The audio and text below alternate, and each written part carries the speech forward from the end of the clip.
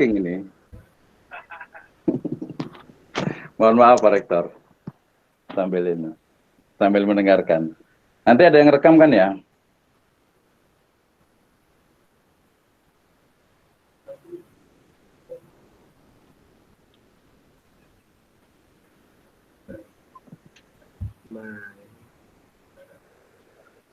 Udah rekam, siap.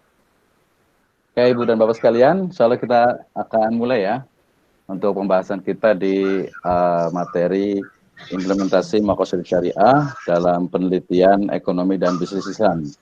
Mohon yang bergabung bisa dimatikan audionya, di mute, insya Allah, karena kita akan direkam juga, izin direkam. Tapi insya Allah aman semuanya karena kita pakai Google Meet. Tadinya pilihannya pakai Zoom, tapi katanya ada beberapa kemarin isu-isu dan sebagainya. Kemudian jadi kita pakai Google Meet, lebih luas lagi. Baik, ada 32 orang peserta. No problem, tidak masalah karena kita lebih banyak diskusi. Nanti ada Pak Asep Rozali tadi yang akan juga memberikan sedikit materinya, bukan sedikit ya, kita diskusi aja karena kalau di awal itu kita bicara tentang usul fikih dengan maqasid digabungkan, sekarang ini sepertinya memang agak lebih spesifik ya, lebih spesifik. Cuman memang ada beberapa hal yang sifatnya itu kadang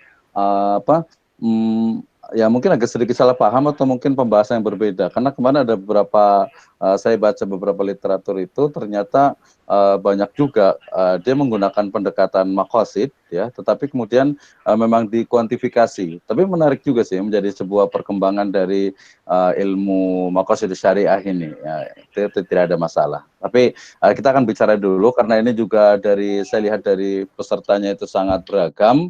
Sehingga mungkin ada sedikit nanti pembahasan sekilas tentang bagaimana basic filosofi dari Maqasid Syariah, kemudian kita langsung ke implementasi. Saya yakin Ibu dan Bapak sekalian sudah banyak baca, sudah banyak tahu tentang ini, tentang bagaimana metode ini bisa diaplikasikan. Karena saya kemarin searching juga, googling juga, ternyata metode ini juga sudah banyak sekali digunakan. Hanya memang mungkin sedikit beda pendapat dan juga mungkin pemahaman, terutama nanti berkaitan dengan ini, dengan ketika maqasid itu yang memang awal itu sangat, saya sebutnya itu sangat filosofis sekali, ya sangat filosofis sekali. Tapi kemudian karena perkembangan dari ilmu pengetahuan juga, kemudian dia bisa berkembang, bahkan sudah bisa dikuantifikasi, sudah bisa dikuantitatifkan. Ini tentu tidak masalah. Kemarin juga ada teman juga yang di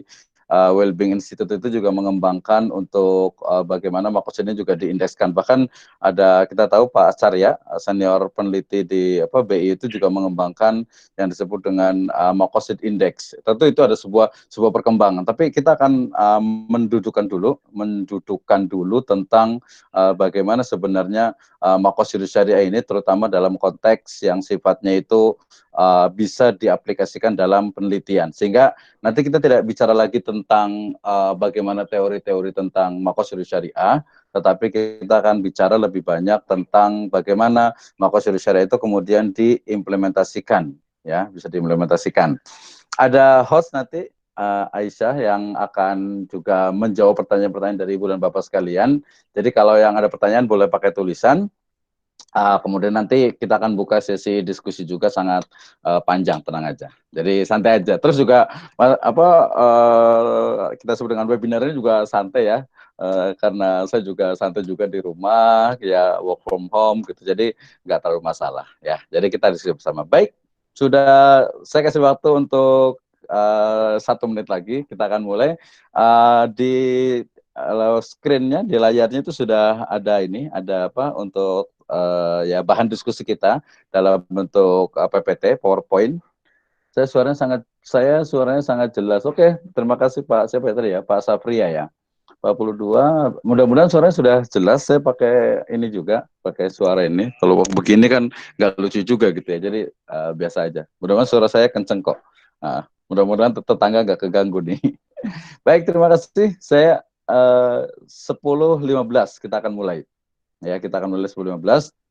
Jadi mohon kepada Ibu dan Bapak sekalian semuanya bisa di-unmute ya, bisa di-unmute, bisa di apa sih namanya itu, bisa dimatikan audionya. Bisa dimatikan audionya. Nanti ada Aisyah yang akan menjawab setiap pertanyaan, boleh di chat ya, di ruang chat itu untuk bisa nanti bisa mendengarkan. Baik, 10.15 kita akan mulai. Bismillahirrahmanirrahim. Assalamualaikum warahmatullahi wabarakatuh. Alhamdulillah, wassalatu wassalamu ala rasulillah, wa ala alihi wa ashabihi, wa man tabi'ahum bi ihsanin ila yaumiddin, wa ba'd. Alhamdulillah, syukur Allah subhanahu wa ta'ala yang memberikan kepada kita kenikmatan, iman, Islam, dan juga ihsan. Kenikmatan yang sangat banyak hingga hari ini, kita sudah memasuki di 10 hari terakhir bulan Ramadan. Mudah-mudahan Allah subhanahu wa ta'ala menetapkan kepada kita pahala, dan juga senantiasa hidayahnya kepada kita semuanya, dan kita syukur atas semua kenikmatan tersebut. Kemudian salawat dan salam mudah-mudahan tercurahkan kepada junjungan alam Habibana wa Nabiyana Muhammadin sallallahu alaihi wasallam, kepada seluruh ahlul baitnya, para sahabatnya, dan juga orang-orang yang senantiasa mengikuti jejak sunnahnya hingga akhir zaman. Baik Ibu dan Bapak sekalian, diskusi hari ini kita akan berbicara tentang implementasi maqasid syariah dalam penelitian ekonomi dan bisnis Islam. Sebenarnya tidak membatasi juga untuk penelitian ekonomi dan bisnis Islam. Ya, kemarin ada yang sempat diskusi itu bahkan sampai ke ilmu kedokteran, kemudian juga education atau pendidikan itu juga sangat mungkin, bahkan hampir semua ilmu yaitu bisa digunakan atau bisa dijadikan objek dalam penelitian maqasid syariah. Nah, tetapi hari ini kita bisa akan fokuskan kepada penelitian ekonomi dan bisnis syariah atau bisnis Islam. Baik, ketika bicara tentang maqasid syariah, tentu saja hal pertama yang harus dipahami itu adalah makna dari maksud. Ini sekilas bahwasanya maqasid itu adalah jamak dari atau plural dari kata maksud atau qasd atau maqsid atau juga qusud. Ya, jadi maqasid al-maksud. Ya, secara bahasa artinya ya memang qasada atau yaqsudu itu artinya adalah memang menuju suatu arah, tujuan, tengah-tengah, kemudian juga adil, tidak melampaui batas, jalan yang lurus, dan tidak mengalami atau tidak berlebihan dan juga tidak mengurangkan. Artinya memang kalau secara bahasa yang namanya maqasid itu adalah bagaimana dia itu ada muncul di sana itu keadilan, ada muncul di sana itu kemaslahatan, ada muncul di sana itu tidak berat sebelah, tidak terlalu ekstrim kiri, tidak juga terlalu ekstrim kanan. Oke, tapi kemudian Ibnu Asyur, salah satu dari seorang cendekiawan yang beliau itu sangat konsen dengan maqasid syariah ini, beliau mengatakan bahwa yang namanya maqasid syariah itu adalah apa? Adalah dia itu hikmah. Ya, hikmah dan juga makna-makna. Kemarin saya menyebutnya dengan Islamic values atau nilai. Nah, hari ini bicara, kalau Ibnu Asyur itu bicara tentang makna dan hikmah. Tentu saja makna hikmah itu dia berbeda dengan makna hikmah dalam bahasa Indonesia. Ya, kalau semoga kejadian COVID-19 ini ada hikmahnya. Nah, itu hikmah dalam arti itu artinya itu sesuatu yang ada di balik kejadian. Tetapi hikmah dalam konteks din, dalam konteks agama itu dia sangat luas sekali. Ya, sehingga tidak hanya masalah-masalah yang sifatnya itu pelajaran, apalagi yang hanya ringan-ringan saja. Baik, nah itu pengertian dari maqasid syariah. Berarti maqasid syariah bisa dipahami, kalau saya lebih senang memang nyebutnya dengan Islamic values atau Islamic basic values, nilai-nilai dasar yang ada dalam syariat Islam, yang kemudian dia itu memang karena itu dia nilai dasar, dia menjadi satu tujuan, menjadi satu hikmah, ya hikmatul tasri, yang memang dia itu hanya beberapa cendekiawan atau hanya beberapa orang yang bisa memahaminya. Artinya perlu adanya beberapa pemahaman, perlu adanya beberapa metode untuk memahami setiap maksud dari suatu syariah. Ya, oke. Yang berikutnya, ketika bicara tentang maqasid syariah, kita juga perlu diingatkan kembali dengan apa sih sebenarnya kata maksud di dalam Al-Quran. Kita masih bicara tentang maqasid secara bahasa, kita akan ringkaskan. Ya, dalam surat Luqman ayat ke-19 Allah Subhanahu wa taala berfirman, A'udzubillahi minasyaitonirrajim. Waqsid fi masyika waqdud min sautik. Inna angkarul aswati la sautul hamir. Waqsid, dan sederhanakanlah. Ya, artinya apa? Dalam berjalan itu tidak terlalu cepat dan juga tidak terlalu lambat. Ya, dan juga suara itu juga jangan terlalu keras, jangan juga terlalu tidak kelihatan. Itu. Jadi waqsid artinya itu ya. Kemudian juga dalam surat An-Nahl ayat ke-9 juga, wa 'alallahi qasdus sabil, dan bagi Allah menerangkan jalan yang lurus. Oke, dua ayat ini mungkin masih ada beberapa ayat yang lainnya yang berbicara tentang makna al-qasdu, karena kita bicara tentang al-maqasid. Tapi intinya adalah bahwa al-qasdu itu adalah dia memang adil, pertengahan, tidak berat kiri, tidak berat kanan, tidak terlalu berlebihan, juga tidak dikurang-kurangi, dan juga dia karena dia di tengah, dia berarti menjadi apa? Satu jalan lurus. Oke. Kemudian maksud atau makosid secara terminologi banyak sekali disebutkan, ya. Tadi kalau itu disebut sebagai jalan yang lurus, kemudian disebut sebagai apa, umpamanya dia itu adalah adil gitu ya, maka saya sebenarnya mengambil lebih tepatnya itu dari Al-Fasi, ya. Beliau mengatakan bahwa yang namanya makosid itu adalah tujuan yang dikehendaki syara dan rahasia-rahasia yang ditetapkan oleh Allah Subhanahu wa taala pada setiap hukum.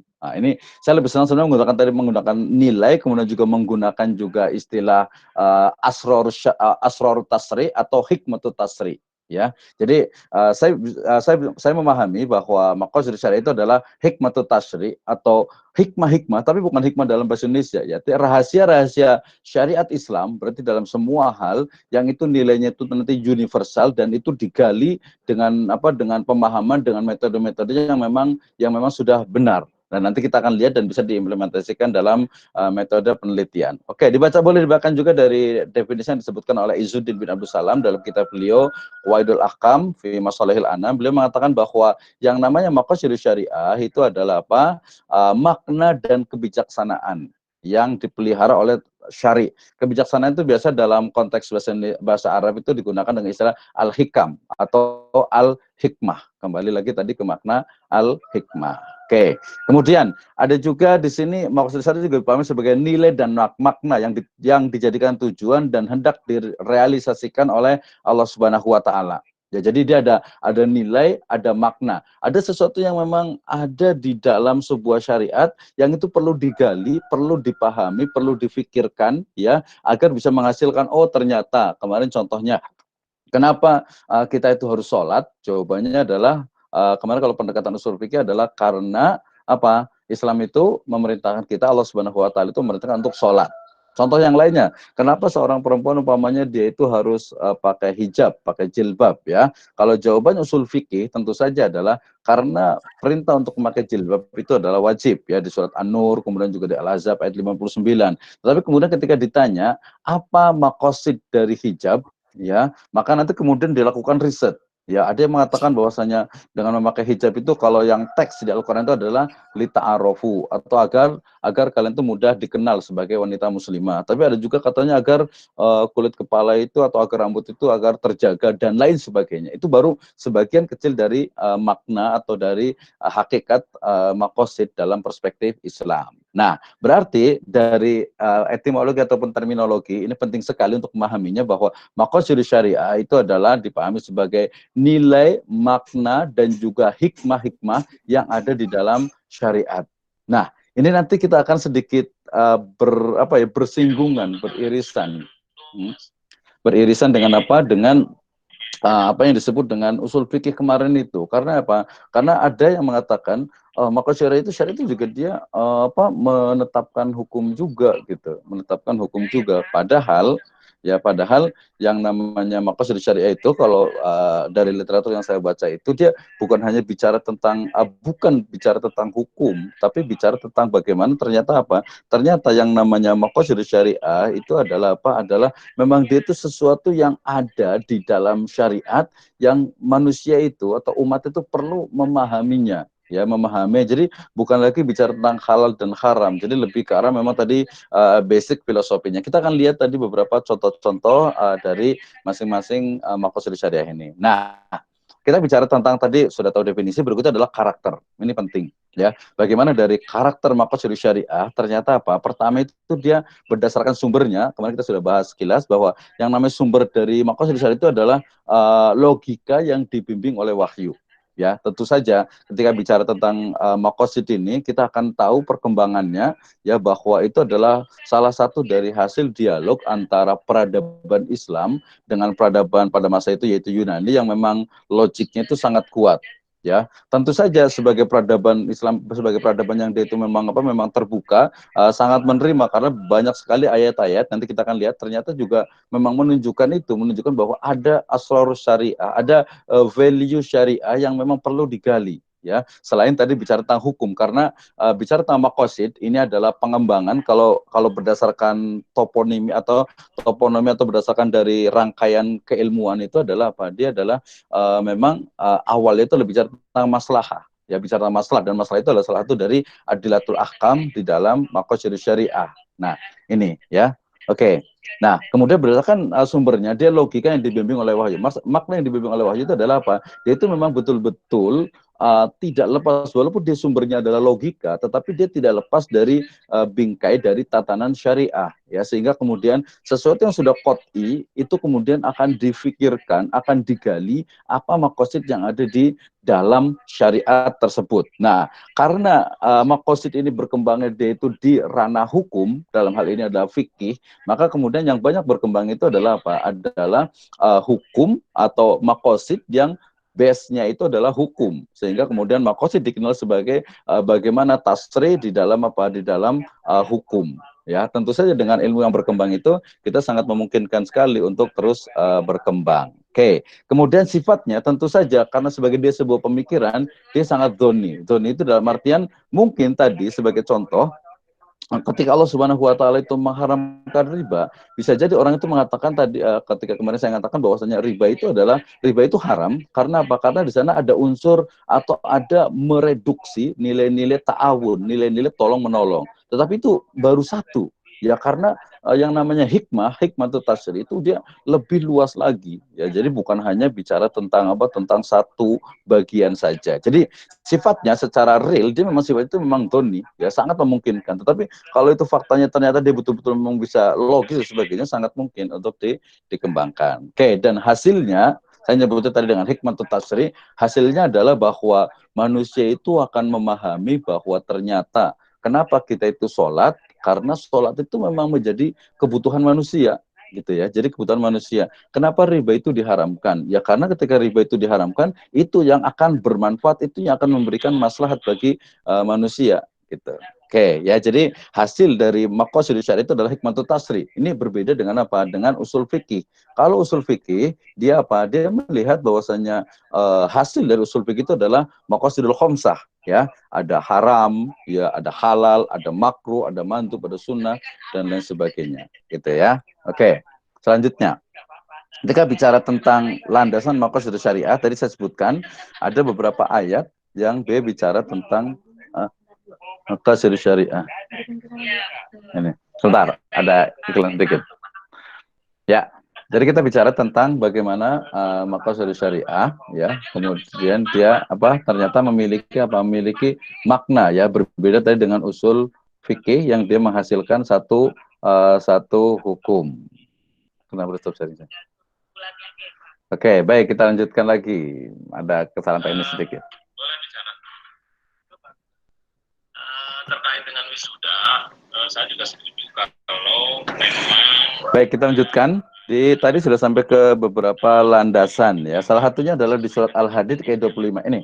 Jadi mungkin ini yang baru Ibu dan Bapak sekalian, teman-teman semuanya yang baru mengenal maqasid syariah, mungkin ada yang bertanya, seperti apa sih sebenarnya maqasid syariah? Maka saya akan kasih contoh. Salah satunya adalah dalam surat Al-Hadid ayat ke-25. Allah Subhanahu wa taala berfirman, "A'udzubillahi minasyaitonirrajim.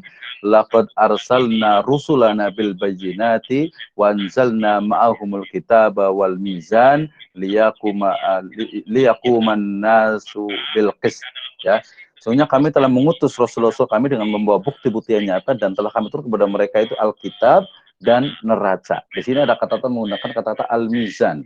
Al-mizan itu adalah neraca. Neraca itu adalah berarti timbangan untuk melihat apakah dia itu memang betul-betul dia itu adil atau tidak adil, gitu ya. Kemudian juga dia akan melihat bagaimana ternyata dia dari sisi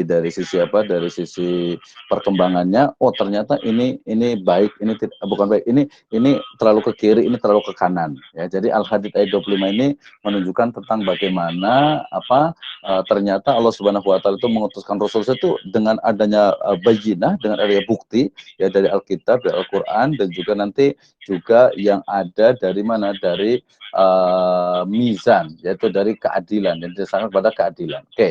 Kemudian yang kedua juga ada An-Nahl ayat ke-90, innallaha ya'muru bil adli wal ihsan. Nah, ada kata-kata di situ bil adli. Allah Subhanahu wa taala menyuruh atau memerintahkan kepada kita semua itu untuk apa? Untuk berlaku adil. Nah, seperti apa makna dari keadilan? Itulah kemudian yang digali oleh maqasid syariah. Kemudian juga dalam surat Al-Maidah ayat ke-6, a'udzubillahi minasyaitonirrajim, bismillahirrahmanirrahim. Ma yuridullahu liyaj'ala 'alaikum min haraj. Ya, Allah Subhanahu wa taala tidak menginginkan kesulitan bagi kalian, ya. Berarti yang disebut dengan opposite atau mafhum, ya, mafhum dari pemahaman dari mukhalafahnya itu adalah karena Allah Subhanahu wa taala itu tidak menginginkan haraj, kesempitan, maka berarti Allah Subhanahu wa taala itu menginginkan ini dong, menginginkan kemudahan, ya, kemudian juga kelapangan, juga memberikan mungkin agar agar umat itu ya mudah, ya, dinun yusrun, ini agama yang mudah ini. Oke. Yang terakhir adalah Allah Subhanahu wa taala berfirman juga, al mu'minul qawi khairun wa ahabbu ilallahi minal mu'minid dhaif wa fi kulli khairin ikhris ala ma yanfa'uka. Ya, ada kata-kata juga al-qawi, kemudian juga ikhris ala ma yanfa'uka, ya.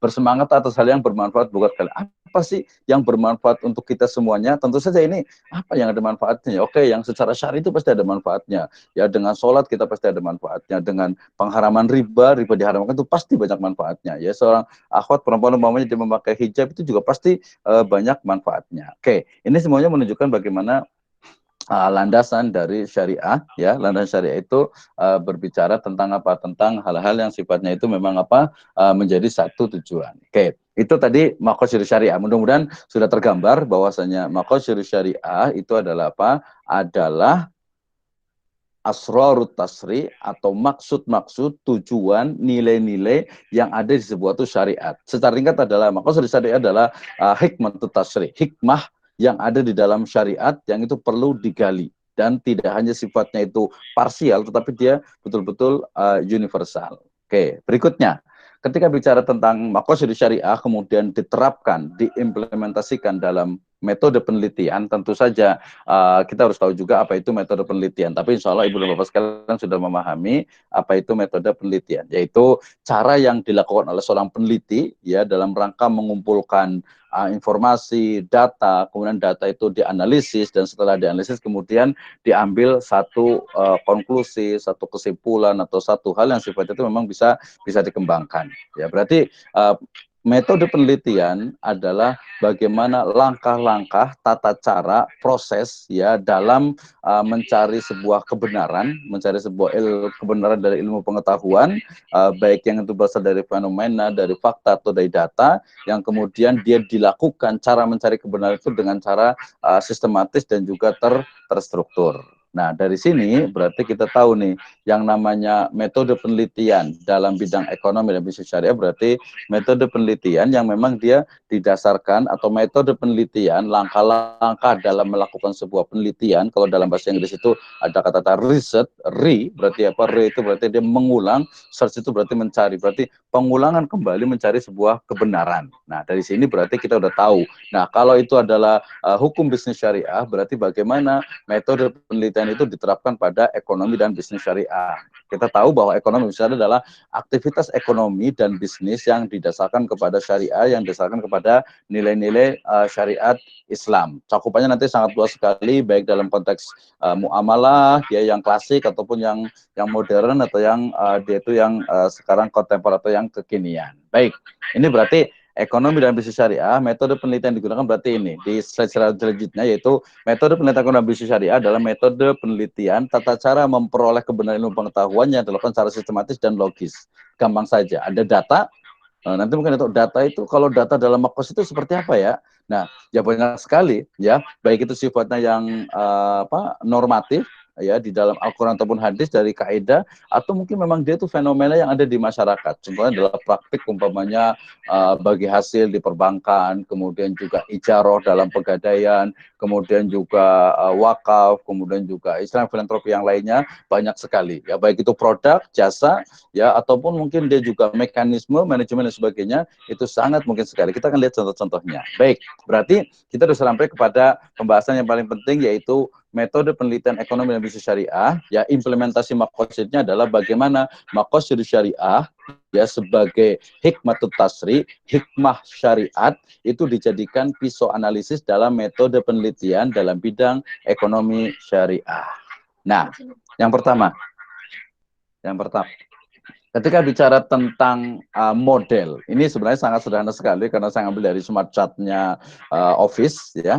Disebutkan bahwa yang namanya model dari Maqasid Syariah sebagai metode penelitian itu adalah ada inputnya. Apa itu inputnya? Inputnya itu adalah berbagai teori dalam ranah Maqasid Syariah. Ya, kalau saat ini mungkin ya sebagian kita mengenal bahwa Maqasid Syariah itu cuma punya Asyatibi, atau mungkin dia itu punya Al-Ghazali, atau mungkin bahkan mungkin ada yang mengira Maqasid Syariah itu cuma 5 itu aja, ya. Ada Hifdzuddin, ada Hifdzun Nafas, ada Hifdzul Aql, ada Hifdzun Nasl, ada Hifdzul Mal. Itu aja, ya, tidak bisa berkembang. Oke, bisa jadi sih, karena mungkin kalau pada level sarjana atau S1 mungkin ya sudahlah, cukup itu aja digunakan, karena itu toh itu sudah cukup mewakili. Tetapi kemudian dalam konteks yang lebih kontemporer dengan zaman-zaman yang sekarang itu sudah sangat berubah, dengan mungkin nanti ada Industrial Revolution 4.0, ada Society 5.0, kemudian juga ada nanti the new normal, pasti harus ada pengembangan-pengembangan dari ilmu itu sendiri. Mungkin bisa jadi memang masih cantolnya itu masih di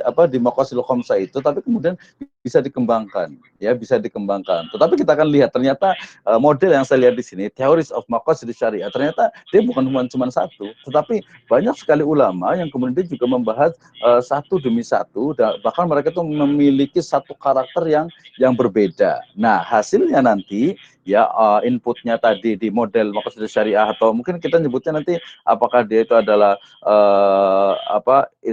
Maqasid Syariah approach, atau mungkin juga Maqasid approach, atau Maqasid study dan sebagainya. Yang pasti adalah metode penelitian yang menjadikan Maqasid Syariah sebagai analisis data, ya, analisis datanya. Baik.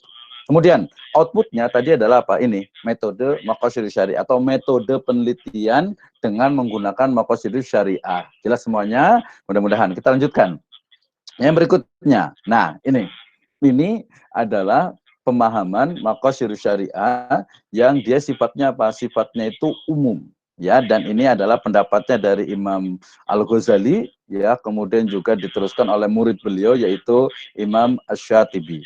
Ya, kita mengenal ada Hifdzuddin, Hifdzun Nafas, Hifdzul Aql, Hifdzun Nasl, Hifdzul Mal. Nah, dalam konteks ini, ya, saya tidak bicara lagi tentang teori-teorinya, tetapi saya ingin fokus kepada kepada memang implementasinya, ya, kepada implementasi. Apakah hanya ini saja? Tentu tidak. Masih banyak yang lainnya yang kemudian dikembangkan, ya, dan kita bisa praktekkan, kita bisa implementasikan dalam berbagai metode penelitian. Kita mulai dari yang hal sifatnya itu yang umum dulu, ya. Mungkin ini ya kita sebut ya level S1, ya. Kita lebih dengan level S1 karena apa? Karena ketika orang bicara Maqasid Syariah tadi, ya udah Maqasidul Khamsah, Asyatibi dengan Al-Ghazali, Al-Ghazali dengan Asyatibi. Oke, padahal kalau di Asyatibi sendiri dia sangat detail sekali. Bahkan kalau saya membaca itu umpamanya dimulai dari Al-Muwafaqat, kemudian juga jangan lupa baca di dasarnya yaitu di Al-I'tisam, itu bicara tentang sebenarnya Syatibi itu sangat memahami bagaimana Maqasid itu ke depan itu, ya, ke depan itu sangat mungkin untuk dikembangkan, ya. Dan sebagaimana kemarin saya sampaikan bahwa pemahaman bahwa Maqasid itu adalah adalah sebuah teori yang sangat mungkin untuk dikritisi, ya. Itu kalau level kita sudah sampai, atau mungkin sangat mungkin sekali untuk ditambah. Mungkin lebih bagus itu memang untuk ditambahkan. Oke, baik. Nah, Gini, jadi tadi makosid kita kan bicara, kita langsung masuk ke bagaimana implementasi dari makosid syariah ya dalam penelitian ekonomi dan bisnis syariah. Oke, yang pertama ini adalah satu teori dari makosid yang sifatnya itu dia sangat general, sangat umum, yaitu apa? Yaitu makosidul khamsah dari Imam Al-Ghazali dengan Asy-Syatibi. Tadi sudah jelas ya, soalnya ini tidak usah kita ulang-ulang lagi lah. Oke, nah berikutnya. Jadi ketika kita ingin mengimplementasikan satu metode makosid syariah dalam konteks satu produk, satu umpamanya jasa, atau mungkin dia satu fenomena, ya satu mungkin kejadian, satu mungkin apa berbagai hal yang terkait dengan kehidupan umat manusia. Kemudian apa? Kita lihat dengan menggunakan analisis dari makosidnya Al-Ghazali dengan Syatibi, maka minimal itu ada 3 pertanyaan. Ya, pertama dari konteks hifdzuddin, ya, bagaimana agama itu terlindungi. Ya, tentu saja nanti akan ada variabel-variabel dari apa? Dari agama itu sendiri. Kemudian yang kedua, bagaimana nyawa itu terlindungi, bagaimana akal itu terlindungi, bagaimana keturunan itu atau nasab itu terlindungi, bagaimana harta itu terlindungi. Ini masih sangat sangat cetek sekali ya, sangat datar sekali. Tetapi kemudian kita akan bisa menggunakan bahwa kata-kata hifd ya, kata-kata perlindungan itu bukan hanya apa? Bukan hanya menjaga, tetapi lebih ke arah himayah, yaitu melindungi, dan karena dia ada perlindungan, otomatis ada dong pengembangannya, ada dong untuk bagaimana, karena dia udah terlindungi, nggak mungkin kalau umpamanya ada sedikit apa, mungkin rasa pesimis dari kalangan-kalangan apa praktisi ekonomi syariah, katanya ekonomi syariah di Indonesia itu di bonsai katanya. Jadi ekonomi syariah itu dibonsai, dipelihara, dibaguskan, dicantik-cantikan gitu, tapi dia nggak bisa berkembang. Ya udah segitu-segitu aja. Ya jadi ternyata ya kalau saya paham yang namanya hifdz itu bukan seperti itu. Hifdul apa namanya? Hifdul iqtisad yang melindungi ekonomi syariah ini dia bukan hanya dilindungi, dijaga gitu ya, tetapi kemudian tidak bisa berkembang. Tidak, dia harus bisa dikembangkan dan pengembangannya itu harus betul-betul masif gitu ya. Nah, berarti ini adalah apa? Implementasinya ketika kita ingin membuat sebuah penelitian yang paling sederhana itu adalah ini ya, bagaimana dinnya, nafasnya, akalnya, nasalnya, malnya. Kemudian dalam konteks yang lebih modern atau dalam konteks lebih ke pengembangan keilmuan, tentu saja din itu dia lebih apa, lebih dikembangkan lagi. Ya, jadi komponen-komponen atau dalam metode penilaian kuantitas itu biasanya ada indikator-indikator ya, elemen-elemen, unsur-unsur dari din itu dalam konteks itu sebenarnya seperti apa. Nah, ini yang kemudian menjadi titik apa, satu titik awal dari mungkin agak sedikit perbedaan dalam hal interpretasi, ya, dalam hal interpretasi. Apakah dia itu memang apa hanya itu saja atau mungkin ada yang lainnya. Contohnya, ketika saya bicara tentang apa ya, ketika bicara tentang Islamic tourism, ya, tentang pariwisata syariah, maka kemudian apa, apakah dalam pariwisata itu syariah itu terlindungi, bagaimana proses perlindungannya. Kenapa? Karena gini, kalau umpamanya orang mengatakan ya udahlah, cukup 5 ini saja, terus lagi ada mata lagi, semua juga akan kembali ke din, semua akan kembali ke agama, ya, semuanya akan kembali ke hifdzuddin. Tetapi sebagai sebuah ilmu pengetahuan, dia perlu adanya perincian sehingga kemudian ada nafas, ada akal, ada nasal, ada mal. Nah, dari sini kemudian juga sangat mungkin untuk dikembangkan. Oke, tadi Islamic tourism atau pariwisata syariah. Bagaimana pariwisata syariah? Ya, biasanya kalau dalam sebuah penelitian itu dia lebih spesifik ya dalam satu skup yang lebih kecil. Contohnya, saya ingin bicara tentang hotel syariah. Ya, jadi ketika bicara tentang hotel syariah, kemudian dalam perspektif maqasid syariahnya Al-Ghazali dengan Asy-Syatibi ini, maka kita akan melihat apakah ya dalam konteks maqasid syariahnya ketika melihat itu apa hotel syariah itu, kemudian apakah di sana itu ada bagaimana pemeliharaan agama, ya, agama dalam konteks di sini berarti adalah ritualnya ya, dalam ketika umpama ada tamu, ketika juga karyawannya, ketika juga manajemennya juga. Nah, termasuk bagian dari hifdzuddin itu nanti bisa jadi adalah apakah hotel syariah itu dia menggunakan sistem akuntansi syariah, apakah hotel tersebut menggunakan sistem manajemen SDM berbasis syariah, atau mungkin masih seperti biasa. Nah, ini nanti perlu ada skor, ada penilaian yang sifatnya tadi memang sangat interpretatif, ya. Mungkin kalau tadi kalau dikatakan oke, bagaimana agama terlindungi dalam konteks hotel syariah, pertama berarti apa? Ada disediakan itu umpamanya paling ringannya itu adalah ada sajadah atau ada arah kiblat, ada Al-Qur'an di kamar. atau mungkin lebih luas lagi nanti ada masjid, ya, ada masjid atau musola tempat untuk yang ingin berjamaah. Kemudian juga di sana itu ada unsur yang sifatnya itu memang bisa mendukung dari din, dari agama itu bisa tegak, ya. Kemudian nafas juga sama gitu ya, kemudian akal juga sama, jangan sampai hotel itu berarti dia apa, dia menyediakan khamar, minuman keras, ya. Nah itu ketika dia, kenapa, karena ya jelas ini contohnya paling sederhana, tapi akal itu ternyata dia bukan hanya apa, bukan hanya nanti pengembangan itu bukan hanya sesuatu yang memang merusak akal, tapi bagaimana pengembangan dari akal itu sendiri, ya. Apakah hotel itu kemudian menyediakan juga stimulus-stimulus yang menjadikan orang itu tidak lagi bukan hanya beristirahat, ya, bukan hanya lagi tadi umpamanya oke, mungkin dia hanya rekreasi bersenang-senang, tapi kemudian ada unsur juga yang tidak merusak, kemudian dia melindungi, dan bahkan pada level berikutnya itu bisa mengembangkan dari akal manusia itu sendiri. Oke, keturunan juga sama jelas sekali, kemudian hifdzul mal itu juga sama, ya. Jadi pembahasan itu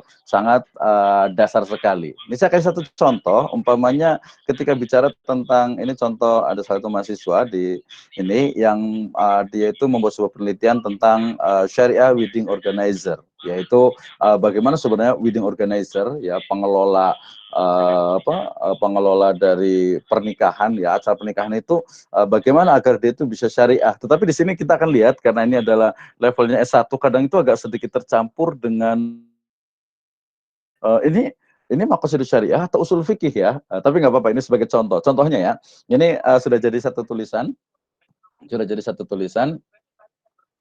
Ada tulisan, jadi umpamanya ketika bicara tentang hibduddin dalam wedding organizer itu tidak ada ikhtilat, kemudian adatnya itu yang berlaku itu juga tidak bertentangan dengan syariat, kemudian periasnya itu syar'i, dalam artian kalau perempuan berarti merias perempuan, kalau laki-laki yang merias laki-laki, kemudian juga dalam pelaksananya itu tetap menjaga sholat, ya, kemudian hibdu nafasnya itu umpamanya no standing party, kemudian pakaian tadi juga syar'i, cateringnya itu halal karena bicara tentang nafas, kemudian juga tidak ada tabarruj berlebihan dalam make up, kemudian hifdzul akalnya itu no alkohol, kemudian juga mungkin ada level untuk di sini ada no music yang memang itu dia bisa merusak akal dan sebagainya. Kemudian hifdzul nasalnya itu adalah keturunan yang sah, maksudnya pernikahan itu betul pernikahan yang antara mempelai laki-laki dan mempelai perempuan itu betul-betul memang secara syar'i, kemudian juga tidak ada MBA, ya, married by accident, ya, kemudian dari hifdzul malnya itu ada rekening syariah, jadi artinya wedding organizer itu menggunakan rekening syariah, kemudian juga akadnya, maksudnya akad ah, nah ini salah satu contoh dari model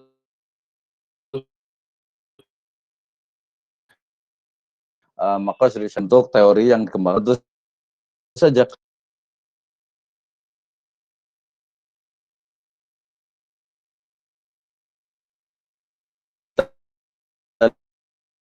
lihat, umpamanya kita sedikit menganalisis, umpamanya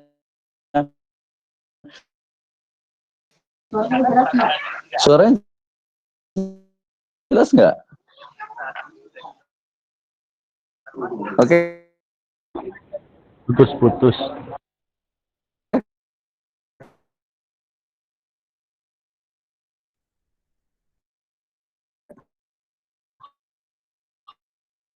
Ibu bapak sekalian, suaranya jelas nggak? Bang, aduh.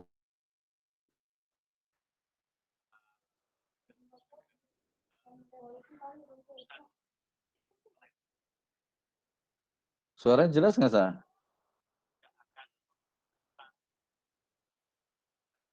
Suaranya saya putus-putus karena sekarang hilang. Sekarang hilang.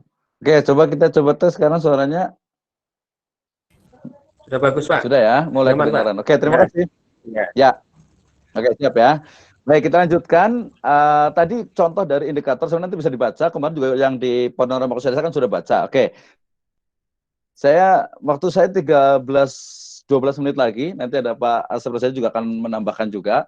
Jadi case tadinya yang beliau lakukan di disertasi beliau. Baik, ini adalah tadi contoh daripada maqasid syariah yang ada di dalam teorinya Al-Ghazali dengan Asy-Syatibi. Kemudian berikutnya, ini juga saya kasih contoh, umpamanya ketika saya membuat sebuah penelitian wakaf ya pengelolaan wakaf berbasis teknologi blockchain ya dalam perspektif Maqasidus Syariah. Saya tadi masih menggunakan dari siapa? Dari punyanya Al-Ghazali dengan Syatibi. Jadi pertanyaannya adalah bagaimana mekanisme kerja teknologi blockchain dalam pengelolaan wakaf, itu biasa ya. Kemudian bagaimana teknologi blockchain mengimplementasikan hifdzul mal, bagaimana dengan hifdzul iktisad dalam teknologi ini. Berarti dia perlu dieksplor, ya tentu saja kalau dalam sebuah penelitian itu akan hakikat dari teknologi blockchain dalam dalam pengelolaan wakaf itu seperti apa. Kemudian kita akan lihat dari dimensi-dimensi mana saja yang kemudian dia itu digunakan, dimensi mana saja yang dia itu menjadi satu dasar bagi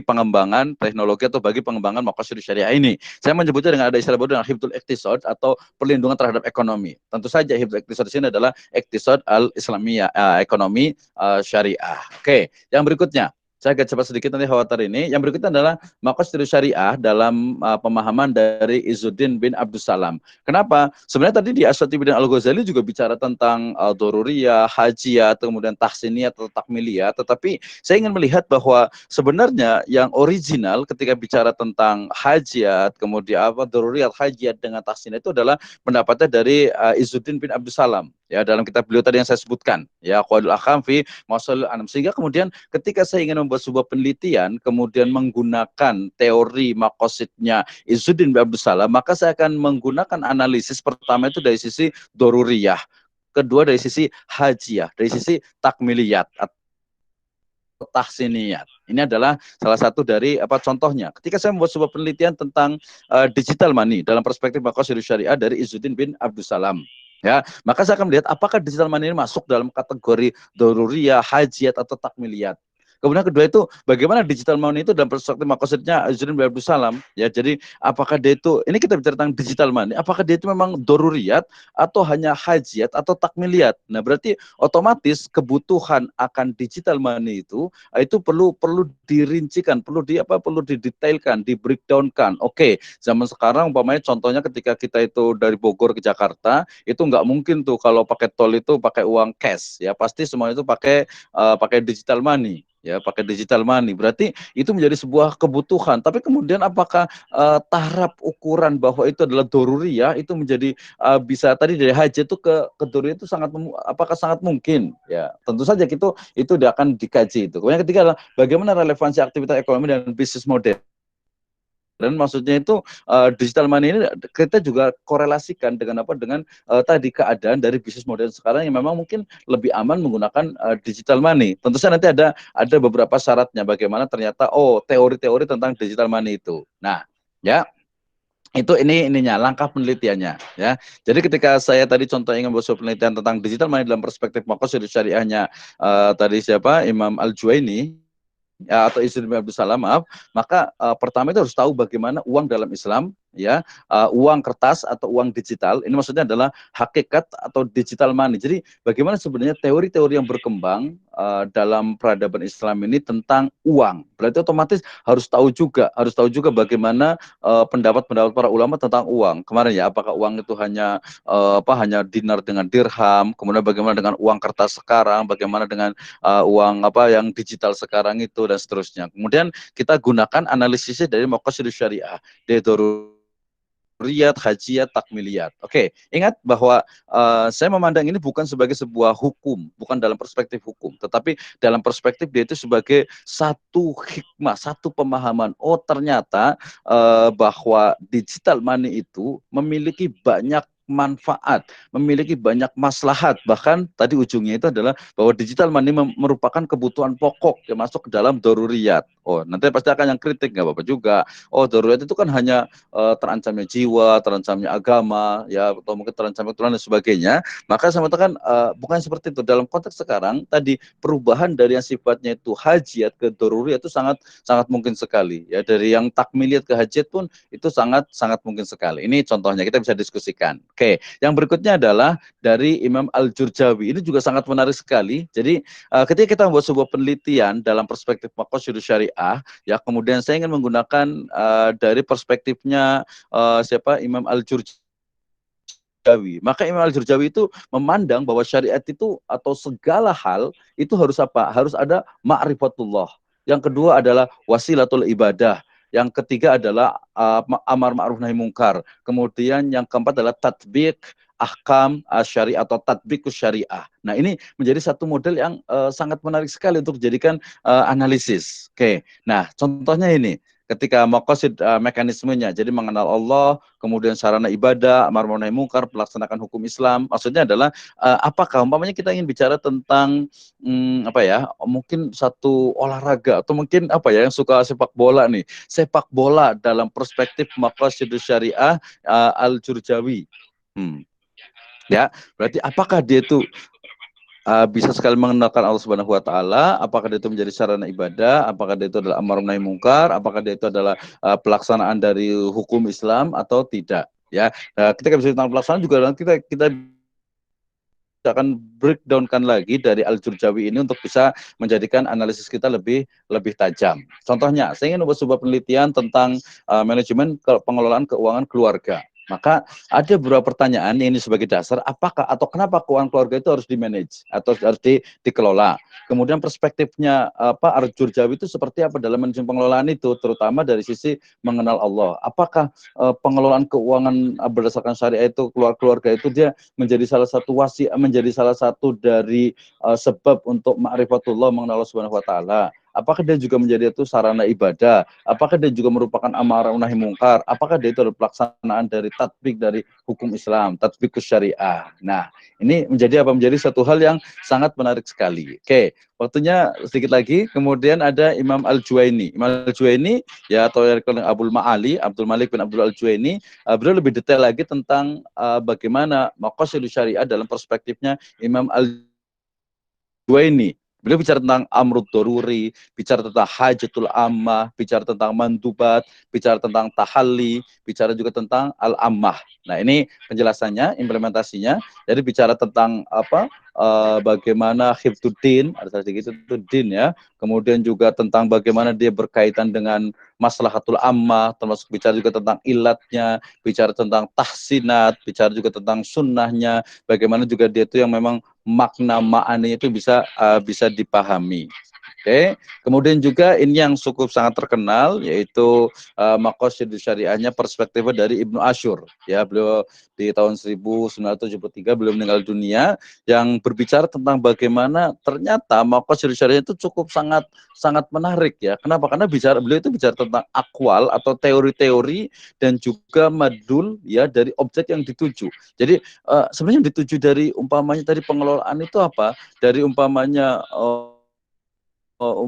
dari sisi produktifnya zakat umpamanya atau produktifnya wakaf ya, kemudian ada nggak dalil-dalil yang bertentangan, artinya dia betul-betul mengumpulkan berbagai dalil yang mendukung bahwa oh itu ternyata bisa loh, nggak ada yang sangat terdukung, sangat dimotivasi oleh Islam gitu ya. Kemudian berikutnya adalah ada kiasnya dan juga spesifikasi dari hukum, dan yang terakhir adalah ilah.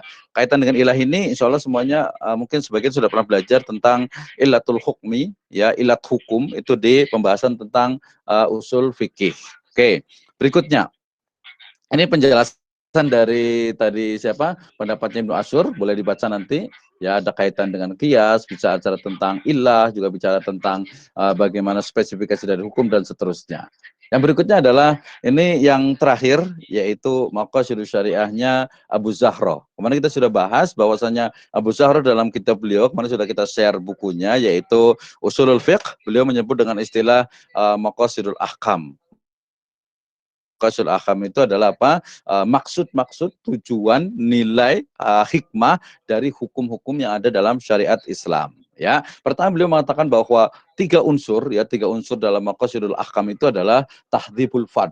Ya, tahdzibul fard. Tahdzib itu di sini bisa diterjemahkan itu dengan menyucikan jiwa dan mendidik jiwa. Ya, mendidik setiap fard itu ya bisa jiwa, bisa individu gitu ya. Jadi bagaimana ternyata segala sesuatu ya ketika dia itu sesuai dengan maqasid syariah ya, maqasid syariah itu adalah apa? Adalah dia itu tahdibul fard ya. Itu memang dia akan mengembangkan jiwa, kemudian mensucikannya, mendidiknya, mengembangkan juga. Ini kan hampir mirip dengan hifdzul akal ya. Penerjemahan atau penafsiran lebih luas lagi dari hifdzul akal kan tadi bukan hanya dia melindungi akal. Kalau contoh klasiknya kan tidak boleh minum khamar, kemudian mengonsumsi semua hal yang merusak akal dan sebagainya. Tapi dalam konteks yang lebih kontemporer, yang namanya hifdzul akal itu adalah apa? Ya bagaimana agar akal itu ternyata bisa dikembangkan, sehingga kemudian pendidikan, education itu juga menjadi satu bagian dari maqasidus syariah, ya, sehingga Abu Zuhra menyebutnya dengan istilah tahdzibul fard, ya, membersihkan jiwa manusia dari keburukan-keburukan yang melekat,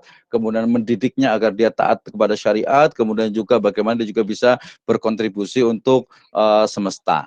Yang kedua adalah al-adalah. Ini yang menarik ya. Dalam konteks ekonomi biasanya adalah mungkin diambil dari umpamanya keadilan itu adalah dari sisi keadilan distribusi, umpamanya di Al-Hasr ayat ke-7, kaila yakuna dulatan bainal agniya'i minkum, agar harta itu tidak berputar hanya di kalangan orang kaya saja. Ini maknanya apa? Maknanya berarti bahwa keadilan, tetapi kemudian kita juga perlu melihat unsur-unsur dalam keadilan itu apa saja. Ya, karena kadang keadilan yang dipahami itu dengan perspektif, kemudian juga dengan background yang berbeda itu akan sangat berbeda. Kita sering sekali mendengar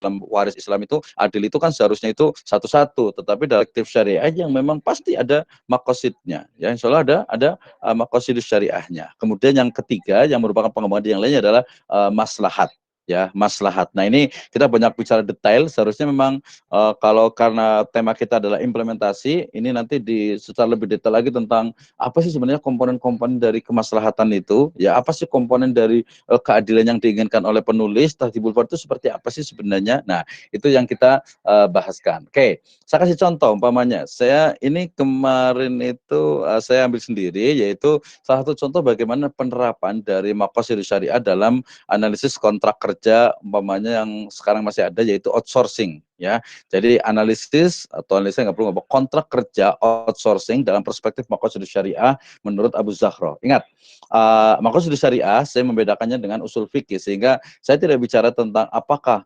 outsourcing itu halal atau haram atau mungkin boleh atau tidak boleh, bukan, tetapi saya hanya ingin melihat bagaimana kontrak dari outsourcing itu ternyata selaras dengan hikmah tasyri, selaras dengan maqasidus syariah. Nah, kebetulan saya akan spesifikkan analisis yang digunakan itu adalah apa? Adalah analisis dari siapa? Dari Abu Zahroh, ya, dari Abu Zahroh, sehingga kemudian saya akan melihat bagaimana implementasi tahdhibul fard dalam kontrak kerja.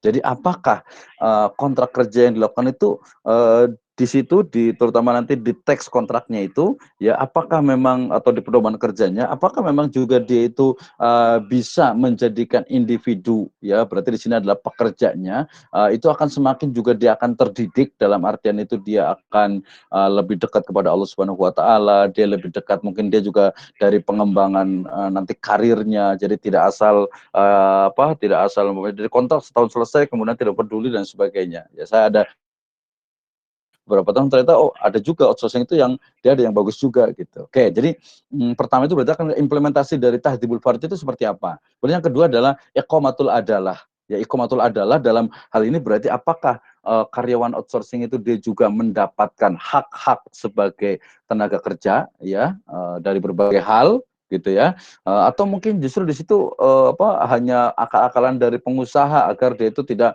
memberikan umpamanya THR, mungkin tidak memberikan tunjangan-tunjangan umpamanya tunjangan mungkin libur, sakit, kesehatan dan sebagainya gitu, ya. Ini kita akan lihat. Tapi ada juga tadi saya katakan nggak semuanya outsourcing seperti itu. Yang terakhir adalah nilai-nilai masalah dalam kontrak kerja. Tentu saja masalah ini yang sangat luas sehingga kemudian kita bisa detailkan lagi. Oke, maslahat antara pekerja yang dikontrak dengan outsourcing dengan perusahaan, nanti juga ada perusahaan outsourcing itu sendiri, berarti ada tiga pihak. Nah, kita akan analisis dengan pendekatan maslahah atau dari maqasid syar'iyah dari Abu Zahro ini. Nah, itu pembahasan, ya, mudah-mudahan tidak terlalu cepat sehingga kita bisa memahami, oh, ternyata berdasarkan beberapa teori-teori yang ada, ternyata maqasid syariah itu ternyata bukan cuma Al-Ghazali, bukan Asy-Syatibi, bahkan saya tadi tersilap juga, saya juga tidak membawakan maqasidnya Ibnu Qayyim Al-Jauziyah, kemudian juga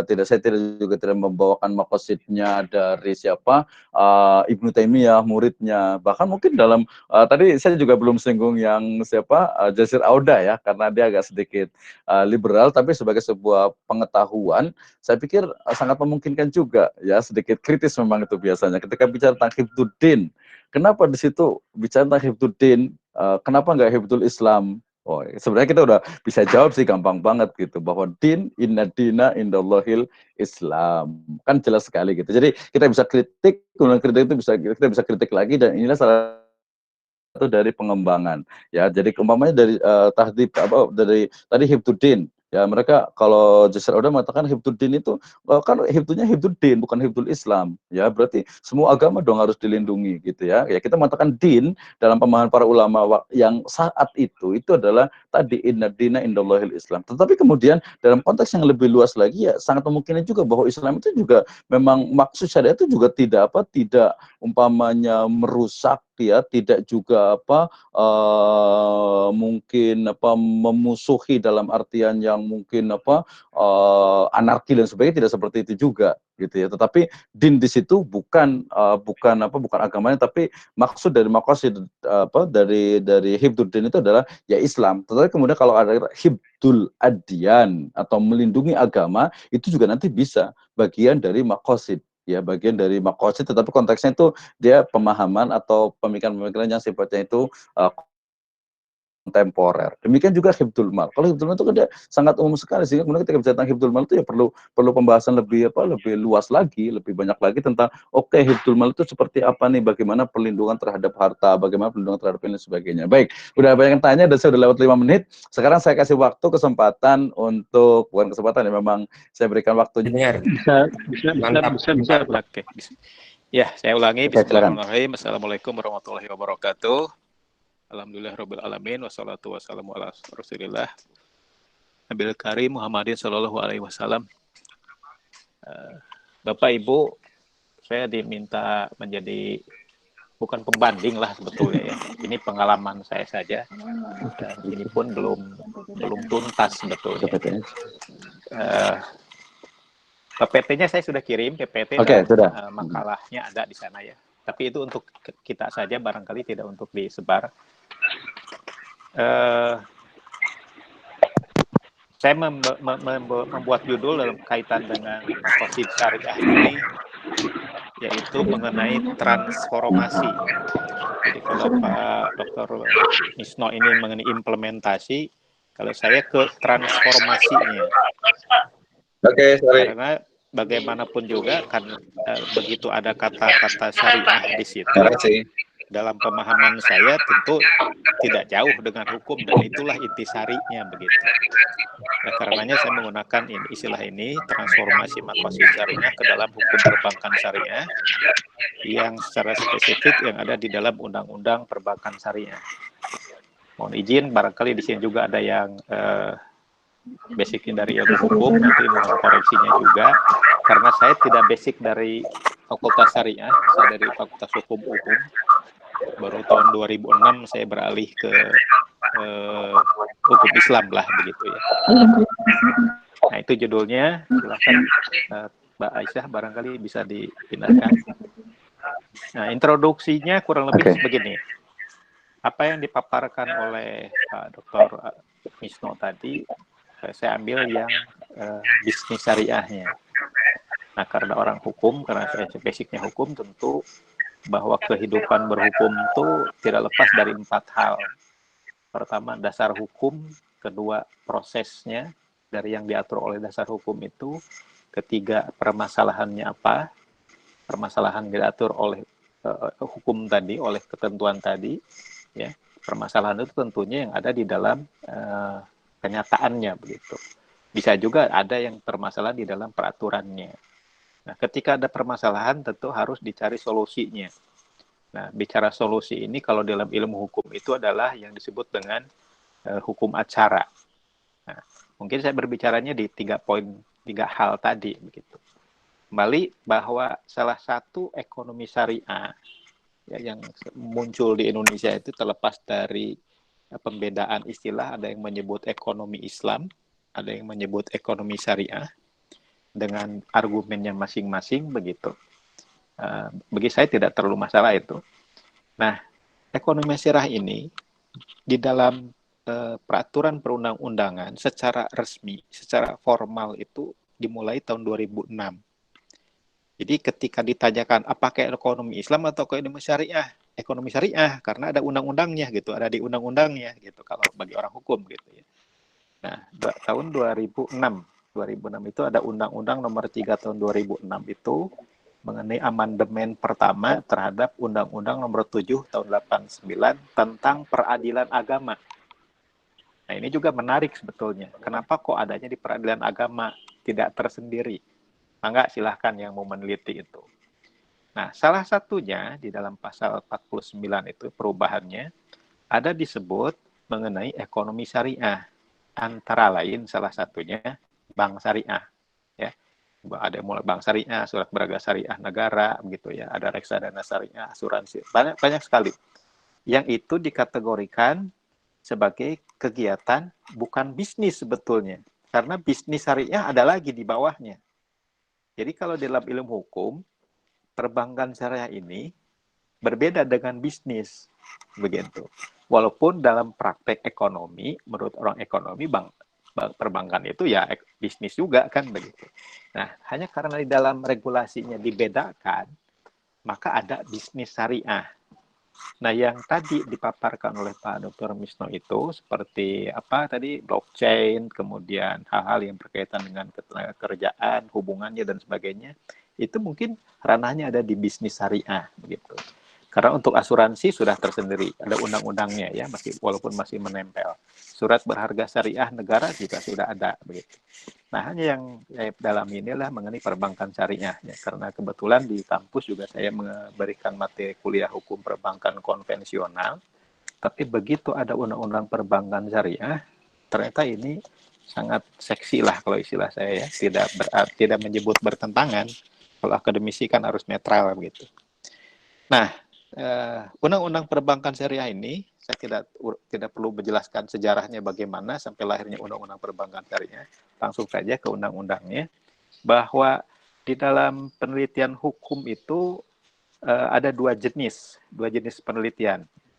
Ada penelitian hukum itu yang yuridis normatif. Yuridis normatif itu yang dijadikan objek yang ditelitinya itu adalah peraturan-peraturan yang tertulis atau yang diistilahi di dalam ilmu hukum itu dengan hukum positif. Nah, ada lagi jenis penelitian yang hukum normatif. Kalau hukum normatif itu tidak semata-mata peraturan perundang-undangan, ya, dalam artian hukum positif, tetapi juga apa yang ada di dalam di luar perundang-undangan. Sebut saja misalkan kita bicara hukum Islam, maka bicara hukum Islam itu, terutama yang belum dipositifkan, itu tentu penelitiannya penelitian hukum normatif. Nah, waktu diskusi awal tempo hari ada yang menyebutkan berarti Pak Asep ini basicnya ke penelitiannya ke hukum Islam. Betul sekali. Jadi saya dari sisi hukum Islam. Menariknya adalah banyak hal yang boleh dibandingkan, boleh dinegasikan begitu, atau dikritisi sekalipun. Nah, dalam hubungannya dengan makosid syariah, di dalam disertasi saya itu sebetulnya makosid syariah itu adalah tujuan mewujudkan. Artinya begini, makosid syariah itu sesuatu yang harus dicapai. Dan dicapai oleh apa? Dicapai oleh peraturan perundang-undangan. Ya. Peraturan perundang-undangan di kita itu umumnya berdasarkan ketentuan-ketentuan atau pembelajaran sebelumnya, tujuan yang hendak dicapai itu adalah suatu pemikiran yang induksi pemikiran yang bernilai filsafat. Misalnya keadilan, kemanfaatan, gitu. Nah, tapi ketika saya membaca, ya terus terang saya ini trigger saya ke Makosid Syariah itu ketika diberitahu buku yang Jasar Auda yang tadi kata Pak Dr. Misno liberal.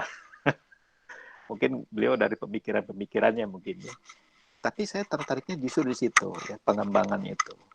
Jadi asalnya menjaga, kemudian memelihara, bahkan mengembangkan Makosid Syariah itu kalau tidak salah gitu ya.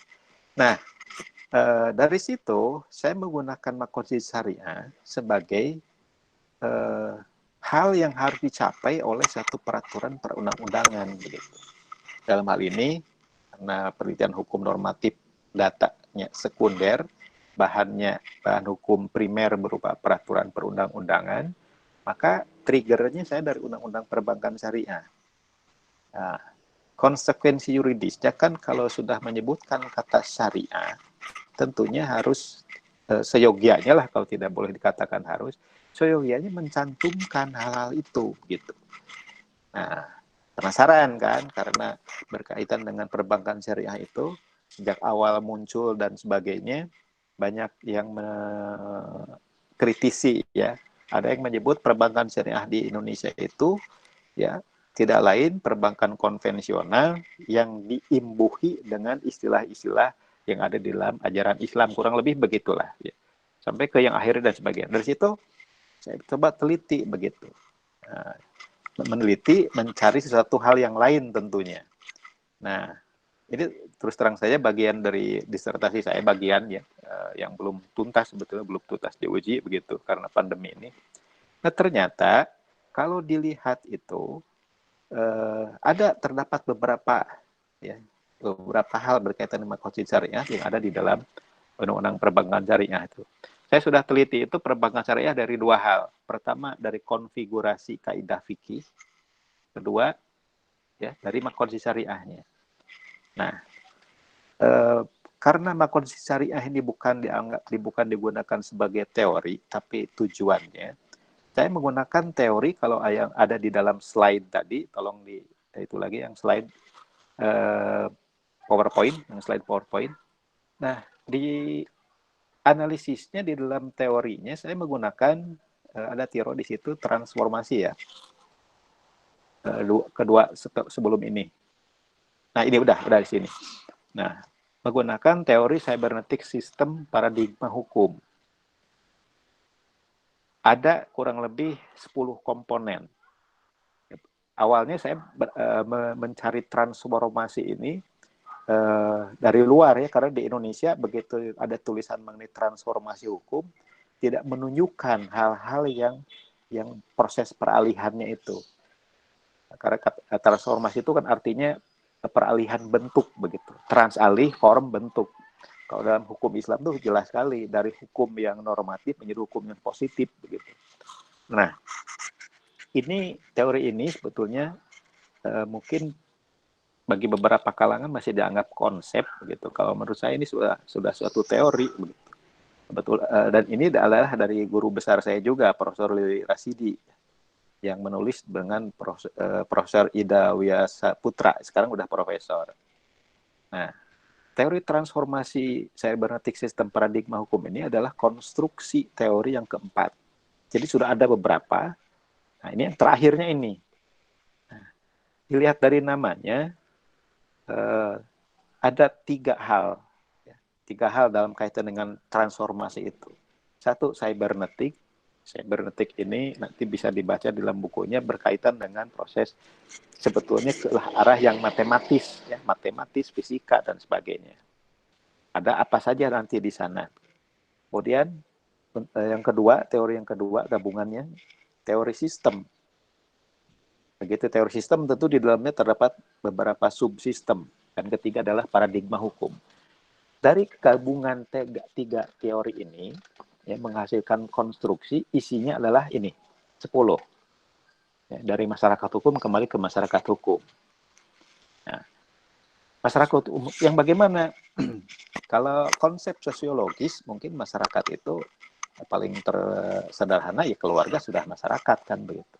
Nah, dalam kaitan ini dengan perkembangan ilmu hukum sekarang atau hukum secara keseluruhan secara global, masyarakat itu tidak hanya seperti itu saja. Bahkan diartikan masyarakat sederhana yang homogen, masyarakat sederhana yang heterogen, ya di adat kita sudah bercampur di Indonesia ini. Kemudian masyarakat sampai masyarakat internasional. Nah, hukum Islam atau syariat sudah jelas pasti dari situ. Mengapa? Karena dalam pemikiran saya, kalau sudah penyebutannya syariat, itu deduksi. Ya. Pemberian lah, given sudah seperti apa. Nah, nanti apa hubungannya dengan konstitusi syariah? Nah, ini sebetulnya tidak tidak tersurat di dalam makalah yang saya sampaikan itu, tapi tersirat beberapa hal yang berkaitan dengan makosid syariah ini.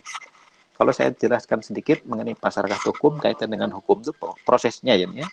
Dari masyarakat hukum awal mula suatu interaksi dan sebagainya. Kemudian interaksi tadi menjadi suatu budaya. Budaya tentu melahirkan nilai. Nilai yang tadi oleh Pak Abdurrahman Wisnu itu mungkin makosid syariah sudah masuknya di sini. Ya. Hanya ini kan tulisan-tulisan para penulis Islam dulu itu tidak tersebar, baru sekarang begitu. Nah, dalam pemikiran ini sudah menjadi budaya. Budaya di sini tentu sudah menjadi hal yang lumrah sehari-hari, tentunya bagi mayoritas masyarakat Islam tentunya. Nah, dari sini, dari budaya tadi, Abdurrahman Wisnu, Pak Dokter tadi menyebut ada nilai, kan? Nilai itu tentu berkaitan dengan apa yang disebut dengan filsafat. Kan? Nilai itu induksi, ya, induksi pemikiran. Nilai itu induksi pemikiran, nilai itu juga mungkin hikmah, begitu ya. Nah, lanjut. Jadi setelah ada budaya kemudian melahirkan filsafat, filsafat ini kan hasil pemikiran. Hasil pemikiran ini masuk ke dunia pendidikan. Di dalam dunia pendidikan, terutama pendidikan hukum dan ilmu hukum, hal-hal seperti ini dipelajari.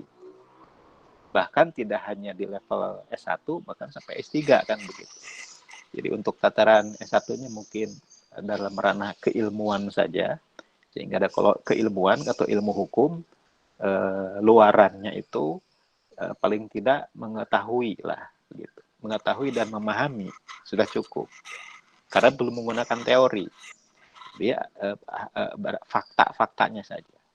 Nah, setelah tadi ada pendidikan hukum, pemikiran-pemikiran berikutnya melahirkan suatu konsep. Ini hilang ya ininya, masih ada slide ya. Melahirkan konsep, ya. Jadi hal yang keempat berarti ya. Pertama masyarakat, kedua budaya, ketiga filsafat, keempat pendidikan, dan kelima melahirkan konsep. Apa itu konsep? Yaitu konsep itu juga hasil induksi yang lebih konkret dari nilai-nilai filsafat tadi. Gitu. Nah, nilai-nilai. Mohon maaf, ini sebentar Pak ini. Pak, mohon Ibu Islamiati stop presenting ya. Ya, Ibu Islamiati, mohon tolong ini stop presenting. Kita masih ada presentasinya. Oke, lanjut Pak. Ini masih ada 10 menit lagi, Pak Dokter. Oke, nanti paparan yang luasnya silahkan itu mohon izin dibagikan saja. Memang di situ saya kasih watermark begitu ya, untuk dibaca saja barangkali. Kalau mau dikritisi silahkan begitu ya, karena belum tuntas. Baik, pendidikan hukum, kemudian konsep hukum. Nah, konsep hukum ini sangat luas. Nah, disinilah barangkali tadi ya, makosid syariah sudah bisa masuk di sini. Ya, yang asalnya berasal dari masyarakat menjadi budaya, difikirkan. Ya, Asatibi, Al-Ghazali dan sebagainya memikirkan itu sehingga melahirkan hal-hal yang bernilai filosofi tadi, istilah Pak Abdurrahman Wisnu sebagai nilai-nilai basic value tadi ya. Nah, basic value itu masuk ke pendidikan hukum. Dalam ini kalau kami di Fakultas Hukum kita pelajari, saya pribadi ini saya pelajari begitu. Maka melahirkan kalau penelitian menjadi konsep gitu. Konsep hukum apa? Karena Indonesia khususnya sepanjang itu masih belum berupa peraturan perundang-undangan ya masih apa yang belum tertulis lah, belum melahirkan teori juga. Ya, lahirlah konsep hukum begitu. Nah, konsep-konsep hukum ini nanti bisa dirumuskan dalam kaitan dengan perbankan syariah sudah pasti ini. Ya, ada naskah akademik dan sebagainya. Nah, dari sini konsep hukum ini melahirkan nanti di proses transformasinya nih, melahirkan pembentukan hukum atau penemuan hukum. Pembentukan hukum dalam artian dibentuklah suatu peraturan, diaturlah suatu ketentuan. Di Indonesia DPR kan begitu. Nah, menjadi pemikiran kita nih sebetulnya. Fatwa itu yang dilahirkan oleh Majelis Ulama Indonesia seyogianya bisa lebih lagi lah gitu. Ya. Nah, itu oleh lembaga atau penemuan hukum. Kalau penemuan hukum itu paling tidak ya oleh kita ini para akademisi atau para praktisi hakim. Nah, para praktisi hakim dan kita ini dalam rangka penemuan hukum, belum membentuk hukum. Gitu. Nah, dari situ sudah melahirkan bentuk hukumnya apa. Nah, kalau kita terapkan tadi pemikiran Makosid Syariah ini, baru dibentuk hukum dalam kaitan dengan undang-undang perbankan syariah. Sudah ya di sana tertransformasi. Tidak disebutkan memang ini hifzuddin, ini hifzunnas, tidak. Tapi poin yang ada di dalam Makosid Syariah itu dirumuskan atau karena judul disertasi saya itu lengkapnya ini transformasi dan formulasi begitu. Ada formulasinya, kalau formulasi merumuskan dalam undang-undang begitu. Nah, dalam pembentukan hukum ini diformulasikan sehingga apa yang ada di dalam ketentuan pasal itu ya yang ada dalam ketentuan pasal itu apakah merefleksikan ya, apakah tersirat, apakah tersurat begitu. Bahkan tidak hanya di dalam pasalnya, mulai dari judul, konsekuensi dari judul nanti di konsideran dan seterusnya. Ya nanti di makalah juga di lembar kerja saya yang saya tulis dengan bahasa yang sangat sederhana, boleh dibagikanlah tapi untuk keperluan kita saja karena saya dikasih watermark di situ. Nah, baru sampai situ. Nah, disertasi saya ini dalam rangka sampai akhirnya. Apakah undang-undang perbankan syariah ini sudah ya menerapkan keseluruhannya khusus untuk Makosid Syariah nih? Ataukah masih ada hal yang perlu ditambahkan? Bahkan dalam kaitan dengan ini bisa beralih barangkali ini yang ketiga ya. Ya. Slide-nya masih bisa dialihkan. Nah, kalau ini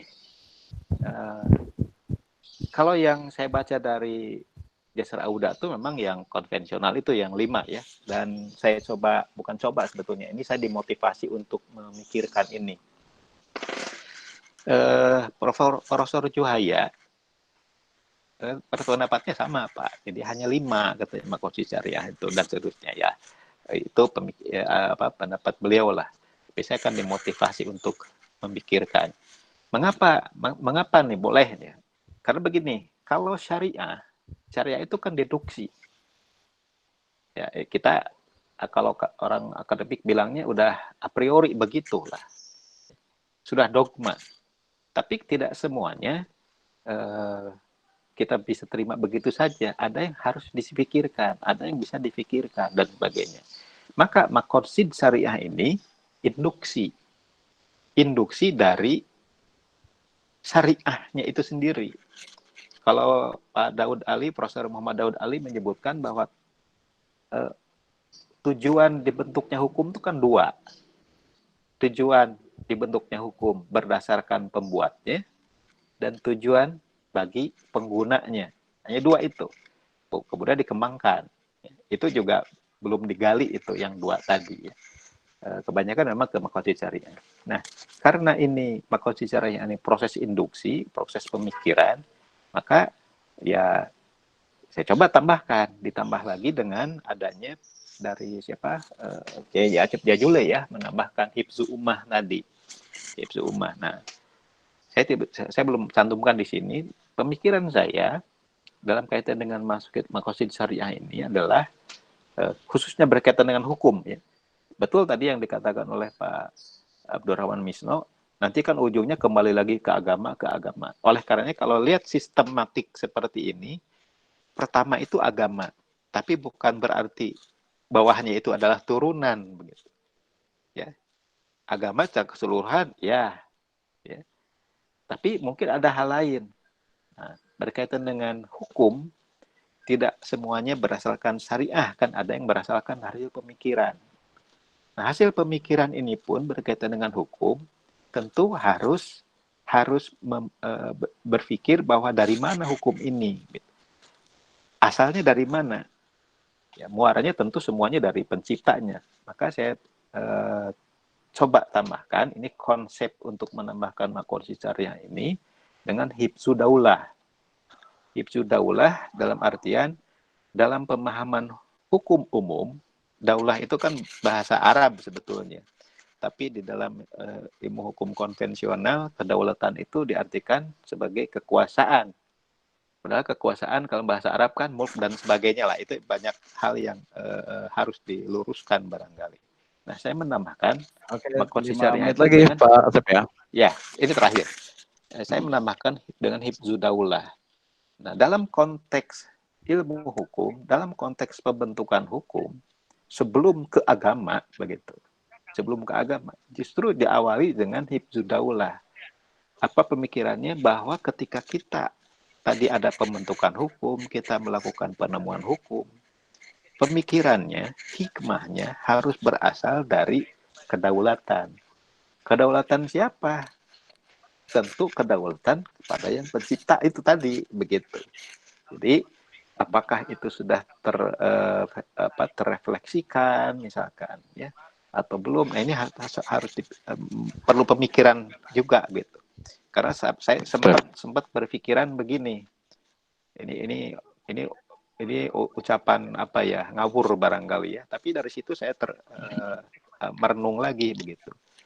Negara Indonesia ini bukan negara sekuler, yaitu negara yang memisahkan agama dengan peraturan, dengan agama, negara memisahkan agama dengan pemerintahan. Coba sekarang kita lihat peraturan perundang-undangannya. Kalau tadi istilah agama itu adalah jamak, jadi agama yang diakui di Indonesia secara keseluruhan, ya termasuk barangkali Bahai itu.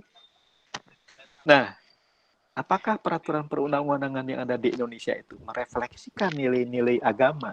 Mau Hindu, kalau Islam sudah jelas lah ya, sudah jelas ada syariah. Mau Hindu, mau Buddha, mau Kristen, terefleksikan tidak? Sehingga waktu itu saya tercetus begitu saja. Negara kita bukan negara sekuler, tapi peraturan perundang-undangannya mensekulerkan diri gitu. Saya kira itu ya, tidak Oke, materinya boleh nanti itu saya ada sekitar 7 lembar lah ya. Mungkin ya. Terima kasih. Assalamualaikum warahmatullahi wabarakatuh. Waalaikumsalam warahmatullahi wabarakatuh. Terima kasih, udah banyak sekali yang nanya ini. Ya, tapi sebenarnya kita bukan cuma bertanya ya, karena nanti kalau pertanyaan itu bisa dijawab di grup juga, terus karena saya pengen juga ini, karena kita lebih banyak diskusi, mungkin ada beberapa peserta di sini, beberapa sekalian mungkin yang ingin ingin menyampaikan ya pemikirannya dalam 5 menit ya. Orang, betul. Jadi sebelum kita bicara tentang implementasi, kalau tadi saya betul. Jadi gini, kalau saya melihat bahwa makosid itu memang dia tadi sangat luas sekali, sehingga kemudian dia memang bisa masuk ke seluruh ini. Saya tadi belum bicara tentang kuantifikasi, teman-teman itu sudah mengkuantifikasikan makosid menggunakan indikator, sehingga kemudian jadi kuantitatif juga jadinya gitu. Tapi harus paham juga tadi basic tapi ilmu basic science-nya itu harus paham juga bahwa ternyata makosid itu awalnya itu dalam konteksnya adalah seperti ini. Ketika kemudian dia berkembang sampai kepada bidang kuantitatif, sampai kepada umpamanya hal-hal yang sifatnya itu mungkin memang kadang belum terpikirkan sebelumnya gitu ya. Itu ya sebagai pengembangan ilmu pengetahuan sangat mungkin sekali. Ya tadi kalau ada makosidul khamsah itu ada hifdzul ummah, ada hifdzul daulah, mungkin nanti kita akan sama-sama buat hifdzul iqtisadiyah gitu ya. Itu sangat mungkin sekali. Baik. Mungkin ini ada banyak yang bertanya ini ya, banyak yang bertanya.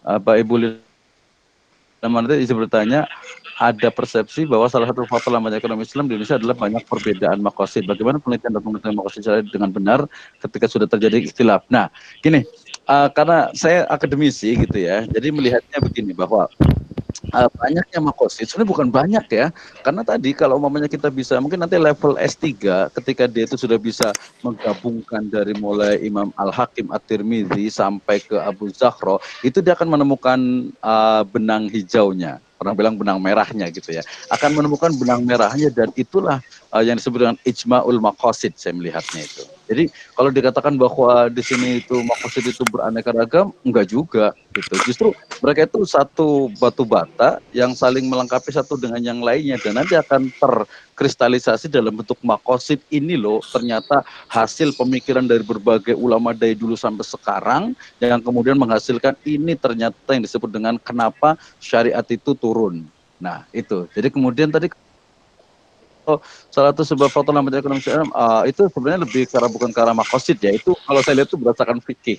Ada 3 buku, yang satu ngomongin tentang bank syariah, tidak syariah, satunya lagi bank syariah itu sudah syariah, ada lagi satu yang baru terbit itu mereka itu mungkin ada apa ya, kita itu kiri kanan, ekstrem kiri, ekstrem kanan, sekarang ada ekstrem tengah. Itu lebih ke arah fikihnya kalau menurut saya itu. Justru kalau ke makosid itu justru malah seharusnya itu menemukan satu titik simpul. Kenapa? Karena dia bicaranya memang nilai, tujuan, kemudian tadi hikmah, sehingga fikih itu tadi dianggap sebagai sesuatu yang dhoni. Nah, kemudian tentu saja kalau dalam konteks Indonesia ya memang ada aturan baku dalam artian khuruj minal khilaf itu ya memang di DSN MUI. Tetapi kemudian sebagai sebuah fatwa dia memang sifatnya itu mengikat bagi lembaga keuangan syariah dan juga masyarakat yang ada di Indonesia. Tapi dalam ranah keilmuan, kalau menurut saya gitu itu sangat-sangat mungkin sekali untuk dikembangkan, untuk dikritisi, untuk dikomentari dan lain sebagainya. Sehingga pertanyaan faktor lambatnya ekonomi itu adalah banyaknya perbedaan makosid, saya tidak setuju. Kemudian kalau perbedaan fikih ya, tetapi itu justru tidak memperlambat, justru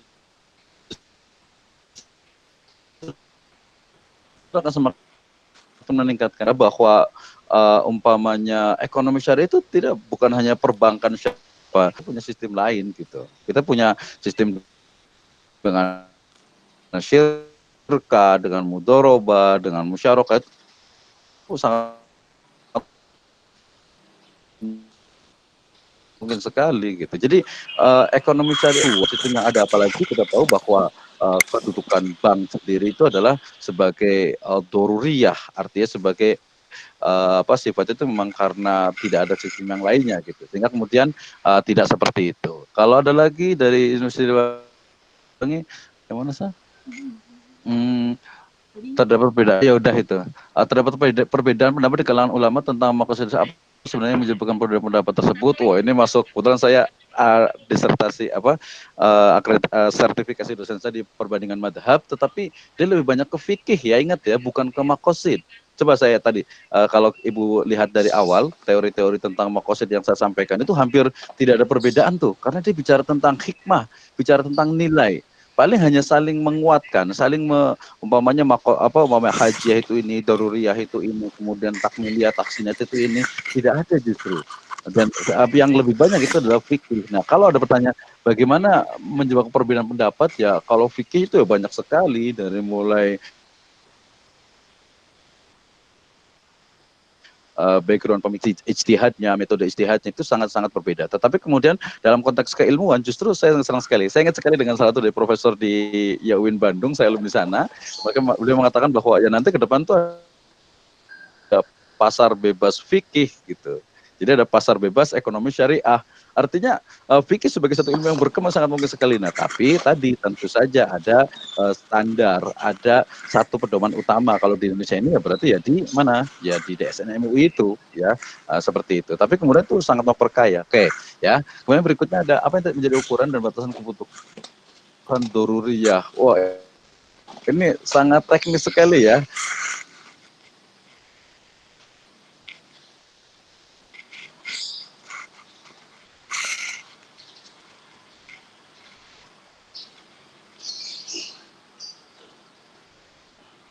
Saya ingin doruriyah kan nafas ya, itu ya. Jadi kalau mau harta masih bisa ya, tapi kalau jiwa nyawa itu lebih utama. Oke. Kemudian ada Fitriani Ilyas, beda antara maslahat dengan maqasid. Aduh, ini juga terus dari awal harus diulang lagi nih, beda antara maslahat dengan maqasid ya. Jadi gini, maslahat itu adalah pada awal perkembangan ilmu itu adalah di salah satu dari bidang adilatul ahkam dalam usul fikih ya. Tetapi kemudian pengembangan berikutnya adalah maslahah ini kemudian menjadi pembahasan tersendiri dalam disiplin ilmu maqasidus syari'.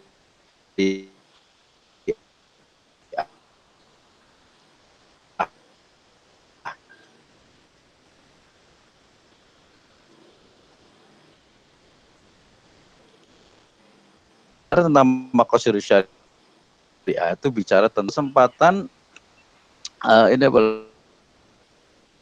lagi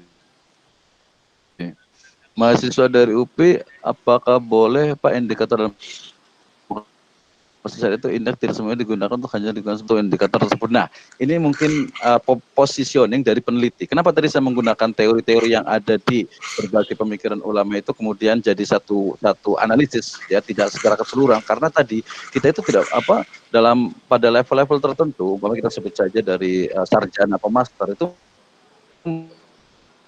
mungkin mereka akan sangat membatasi pada objek tertentu, pada jawabannya ya sangat mungkin sekali, dan itu akan dibahas di pembatasan masalah atau juga di pembatasan atau kekurangan keterbatasan dari penelitian. Biasa di kesimpulan bahwa penelitian ini hanya membahas tentang maqasid syariah dalam bidang ini, kemudian dibatasi juga variabelnya hanya menggunakan sistem ini. Itu hampir sama dengan sistem kuantitatif di mana variabel yang digunakan itu hanya beberapa bagian saja. Itu sangat mungkin sekali. Oke, kemudian di Juanda Bogor, kemudian bagaimana pandangan demokrasi dalam memilih mustahik zakat. Nah ini, jadi memang kadang sering tercampur ya antara makosid dengan hukum, ya dengan hukum ini. Nanti berarti kita harus ini lagi pastikan bahwa makosid itu ini dalam pandangan saya. Nanti mungkin ada yang komentar nih, kita akan komentar, ada yang berikan komentar. Dalam pandangan saya makosid itu dia lebih ke arah sifatnya itu memang mungkin bisa dikatakan teoritis atau abstrak, tapi sebenarnya bukan abstrak, dia adalah satu maksud, tujuan, nilai hikmah dari syariat. Sehingga kemudian pertanyaan untuk mustahik zakat dalam bidang perspektif makosid itu adalah kenapa mu'alaf diberikan zakat? Kenapa urutannya adalah fukoro, fakir, baru miskin? Itu jawabannya. Ya, itu pertanyaannya. Kalau pertanyaannya umpamanya pandangan, bagaimana pandangan dari makosid dalam memilih mustahik? Nah, tentu saja itu nanti sebenarnya bicara tentang keutamaan, ya keutamaan dalam artian itu lebih utama mana nih? Apakah dia fukoro dulu, miskin dulu, atau ini dulu dan sebagainya. Jadi nanti betul-betul bisa dibahas dalam perspektif makosidnya. Jadi memang agak sedikit tercampur nih kalau bicara tentang. Jadi kalau zakat itu sebenarnya pertanyaan yang paling mendasar dari yang paling utama zakat itu kenapa kita harus berzakat? Jawaban usul fikih adalah karena wa aqimus shalah wa atuz zakat. Ya, karena di hadis juga menunjukkan perintah untuk berzakat. Lalu kemudian kenapa saya harus berzakat? Oke, orang filantropi akan mengatakan karena zakat itu adalah sharing. Atau mungkin kalau base-nya adalah Al-Qur'an tadi, ay la yakuna dua tambahin al-aghniya minkum, agar harta itu tidak hanya pada kalangan ini. Nah, dalam konteks Al-Hasr ayat 7 ini itu ada benang ketemu ya, simpulnya itu dengan pajak. Ya, bahwa pajak itu juga memang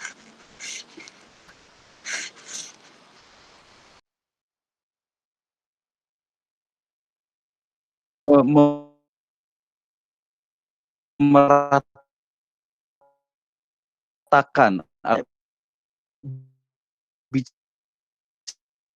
keseluruhan. Kayak dari Pak Dodi AS, maka di syariah penelitian dilakukan untuk tujuan secara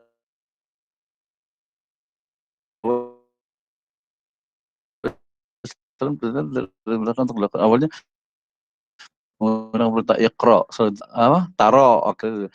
Ada kata iqra dan taro dikaitkan dengan penelitian al-maqasid syariah. Oke, ya at-takasur itu kalla saya'lamun, summa kalla saya'lamun. Itu juga kalla summa kalla ya. Ya itu juga salah satu dari ini. Jadi ini lebih detail lagi ya. Jadi memang agak sedikit menyimpang pembahasannya. Sebenarnya karena tema hari ini itu implementasi, saya pengen sebenarnya bisa memberikan ini kepada mahasiswa, ini loh implementasi dari ini. Gitu. Oke, kemudian yang berikutnya ada Pak Mas Nur Hamid ingin bertanya bagaimana mengimplementasikan maksud syariat di tengah-tengah umat Islam yang kebijakannya dipegang oleh pemerintah yang bukan khusus melaksanakan syariat Islam. Waduh. Ini agak sedikit politis nih, saya agak terlalu suka politis, tapi sebenarnya justru menarik, justru inilah posisi dari dari makosid, ya. Jadi bagaimana coba mengimplementasikan makosid di tengah-tengah umat Islam. Oke, tadi mengimplementasikan makosid di tengah-tengah umat Islam itu sebenarnya dia nilai, kemudian kebijakan pemerintah yang enggak dibahas juga dalam makosid. Jadi ketika umpamanya nih ya, negara kita mungkin putus-putus soalnya enggak ya? Umpamanya negara kita kurang support ya, walaupun kalau saya lihat sekarang itu dengan KN, KSN dan sebagainya itu sangat support, umpamanya di negara lain lah, jangan Indonesia. Di negara lain ada satu negara yang dia mungkin tidak support dengan ekonomi syariah, kemudian bagaimana menyikapinya? Ya tentu saja dengan pengembangan-pengembangan dari apa? Dari makosid itu sendiri ya. Ketika kita bicara tentang Hifduddin, ya maka apalagi nanti kaitannya dengan apa? Dengan Al-Juwaini umpamanya dengan apa? Dengan teori daruriyahnya itu, dengan hajian dan tentang tahsiniyatnya itu sangat mungkin sekali. Kemudian juga di Al-Jurjawi itu, umpamanya dengan adanya amar ma'ruf nahi mungkar, itu juga sangat memungkinkan sekali tuh untuk dikembangkan gitu. Jadi kalau saya lihat keilmuan dalam konteks Islam baik usul fikih ataupun maqasid itu akan berkembang, akan bisa dilaksanakan kapan saja, di mana saja, dan oleh siapa saja, oleh siapa apapun, tentu saja dengan batasan yang berbeda-beda. Ketika negara support, ketika negara kurang support, atau mungkin ada negara yang tidak support sama sekali, ya contohnya adalah umpamanya di Singapura umpamanya. Ya Singapura itu ya negaranya ya yaudah agama itu urusan pribadi, urusan sendiri. Tapi ternyata mereka tuh bisa memanfaatkan apa namanya untuk apa wakafnya, kemudian juga zakatnya, kemudian berapa bagian. Tentu saja ada kelebihan dan ada kekurangan. Itu sesuatu yang wajar dalam sebuah implementasi. Baik, uh, terakhir satu lagi sebelum tadi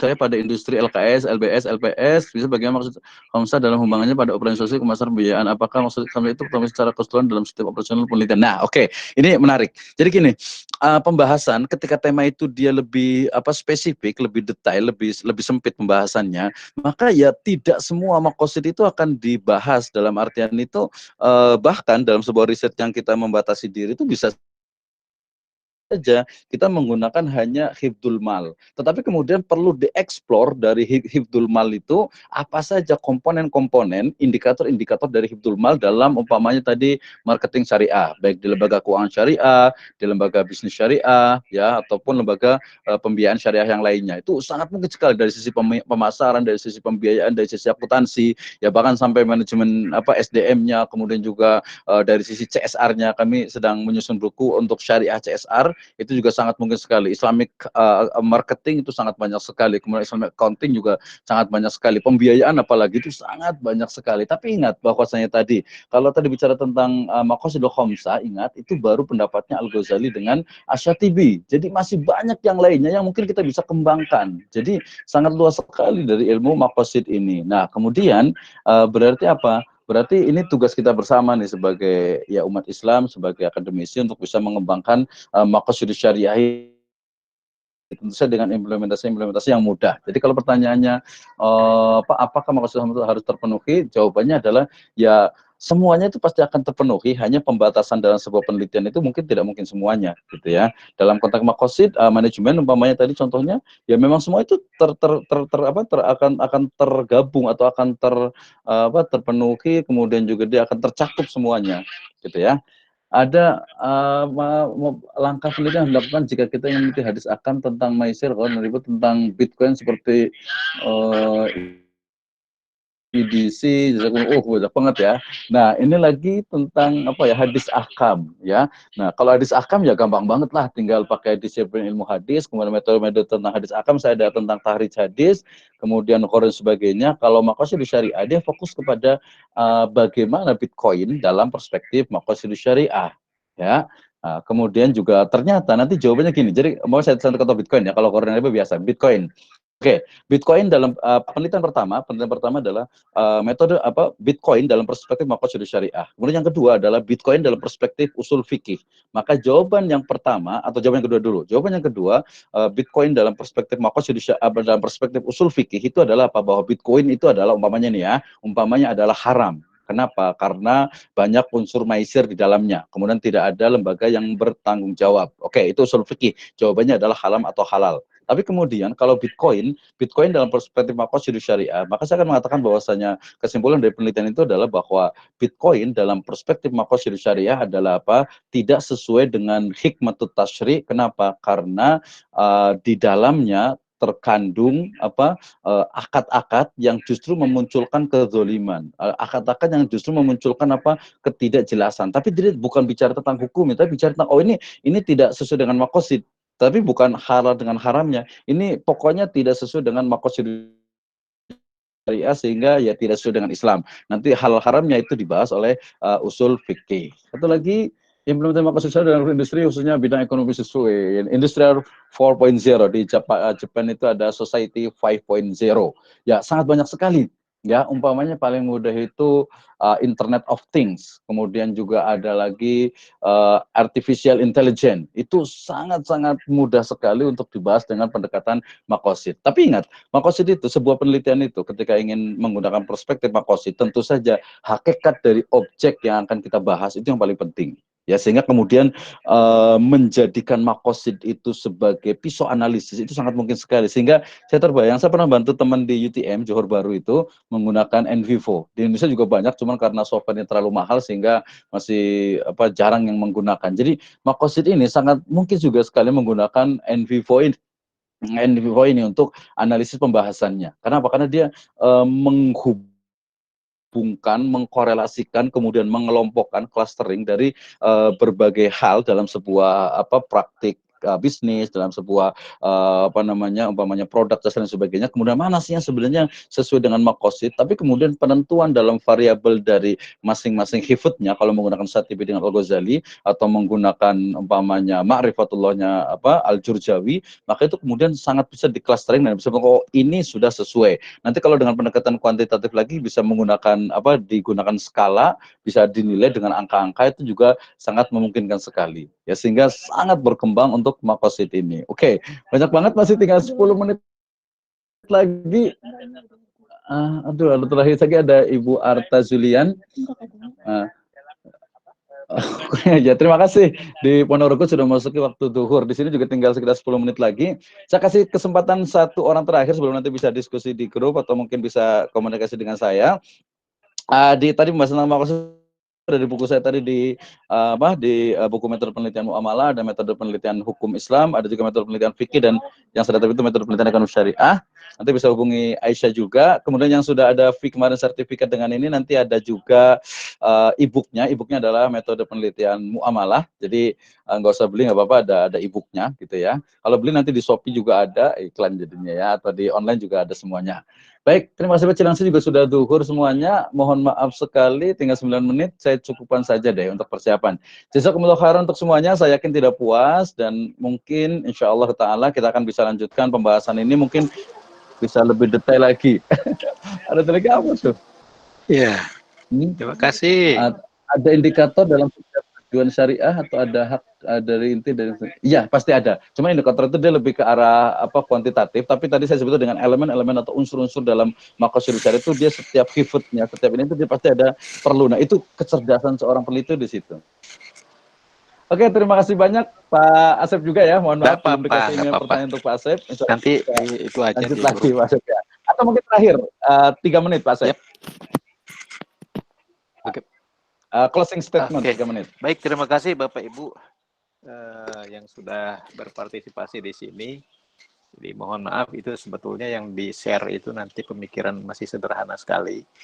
Tentu berubah nanti setelah dipikirkan ulang, apalagi setelah ikut ini ya. Karena basic saya khususnya maqasid syariah tidak seperti ya Pak Dr. Misno ya. Jadi tahu sejarahnya saja. Jadi barangkali saya starting pointnya agak keliru ya, dimulai dari Jaser Auda begitu baru mundur gitu ya. Tapi tidak apa-apa, hanya pemikiran apa yang benarnya tentu bukan dari saya, dari yang Maha Pencipta. Yang salah ya kebiasaan lumrah lah bagi manusia. Begitu saya mohon maaf. Terima kasih Pak Dr. Misno sudah memfasilitasi saya bisa presentasi di sini. Assalamualaikum warahmatullahi wabarakatuh. Waalaikumsalam warahmatullahi wabarakatuh. Terima kasih Pak Dr. Asep. Mudah-mudahan ini bukan yang pertama dan bukan yang terakhir. Kita akan komunikasi lagi tentang maqasid, juga tentang usul fikih di grup insya Allah. Nanti kita akan bisa diskusi lagi seperti apa formatnya. Mudah-mudahan semuanya Ramadan ini membawa keberkahan semuanya, lancar semuanya sampai Idul Fitri, dan kita bisa lanjutkan. Yang masih konsen di usul fikih dengan maqasid kita bisa diskusikan. Nanti berbagai ilmu juga dalam artian masih ruang lingkup tetap itu kita masih bisa kembangkan ya, sehingga mudah-mudahan kita masih bisa bersama. Jazakumullah Jazakumullah khairan untuk semuanya. Sudah waktu salat zuhur. Allah alam bisawab, sekalian benar datang dari Allah dan Rasulnya, yang salah dari saya pribadi. Ilmu pengetahuan adalah ilmu yang harus kita kembangkan, dan tugas kita bersama untuk terus mengembangkannya. Inilah amanah dari Allah Subhanahu wa taala. Jazakumullah khairan. Subhanakallahumma bihamdika asyhadu an la ilaha illa anta astaghfiruka wa atubu ilaik. Assalamualaikum warahmatullahi wabarakatuh. Waalaikumsalam warahmatullahi wabarakatuh.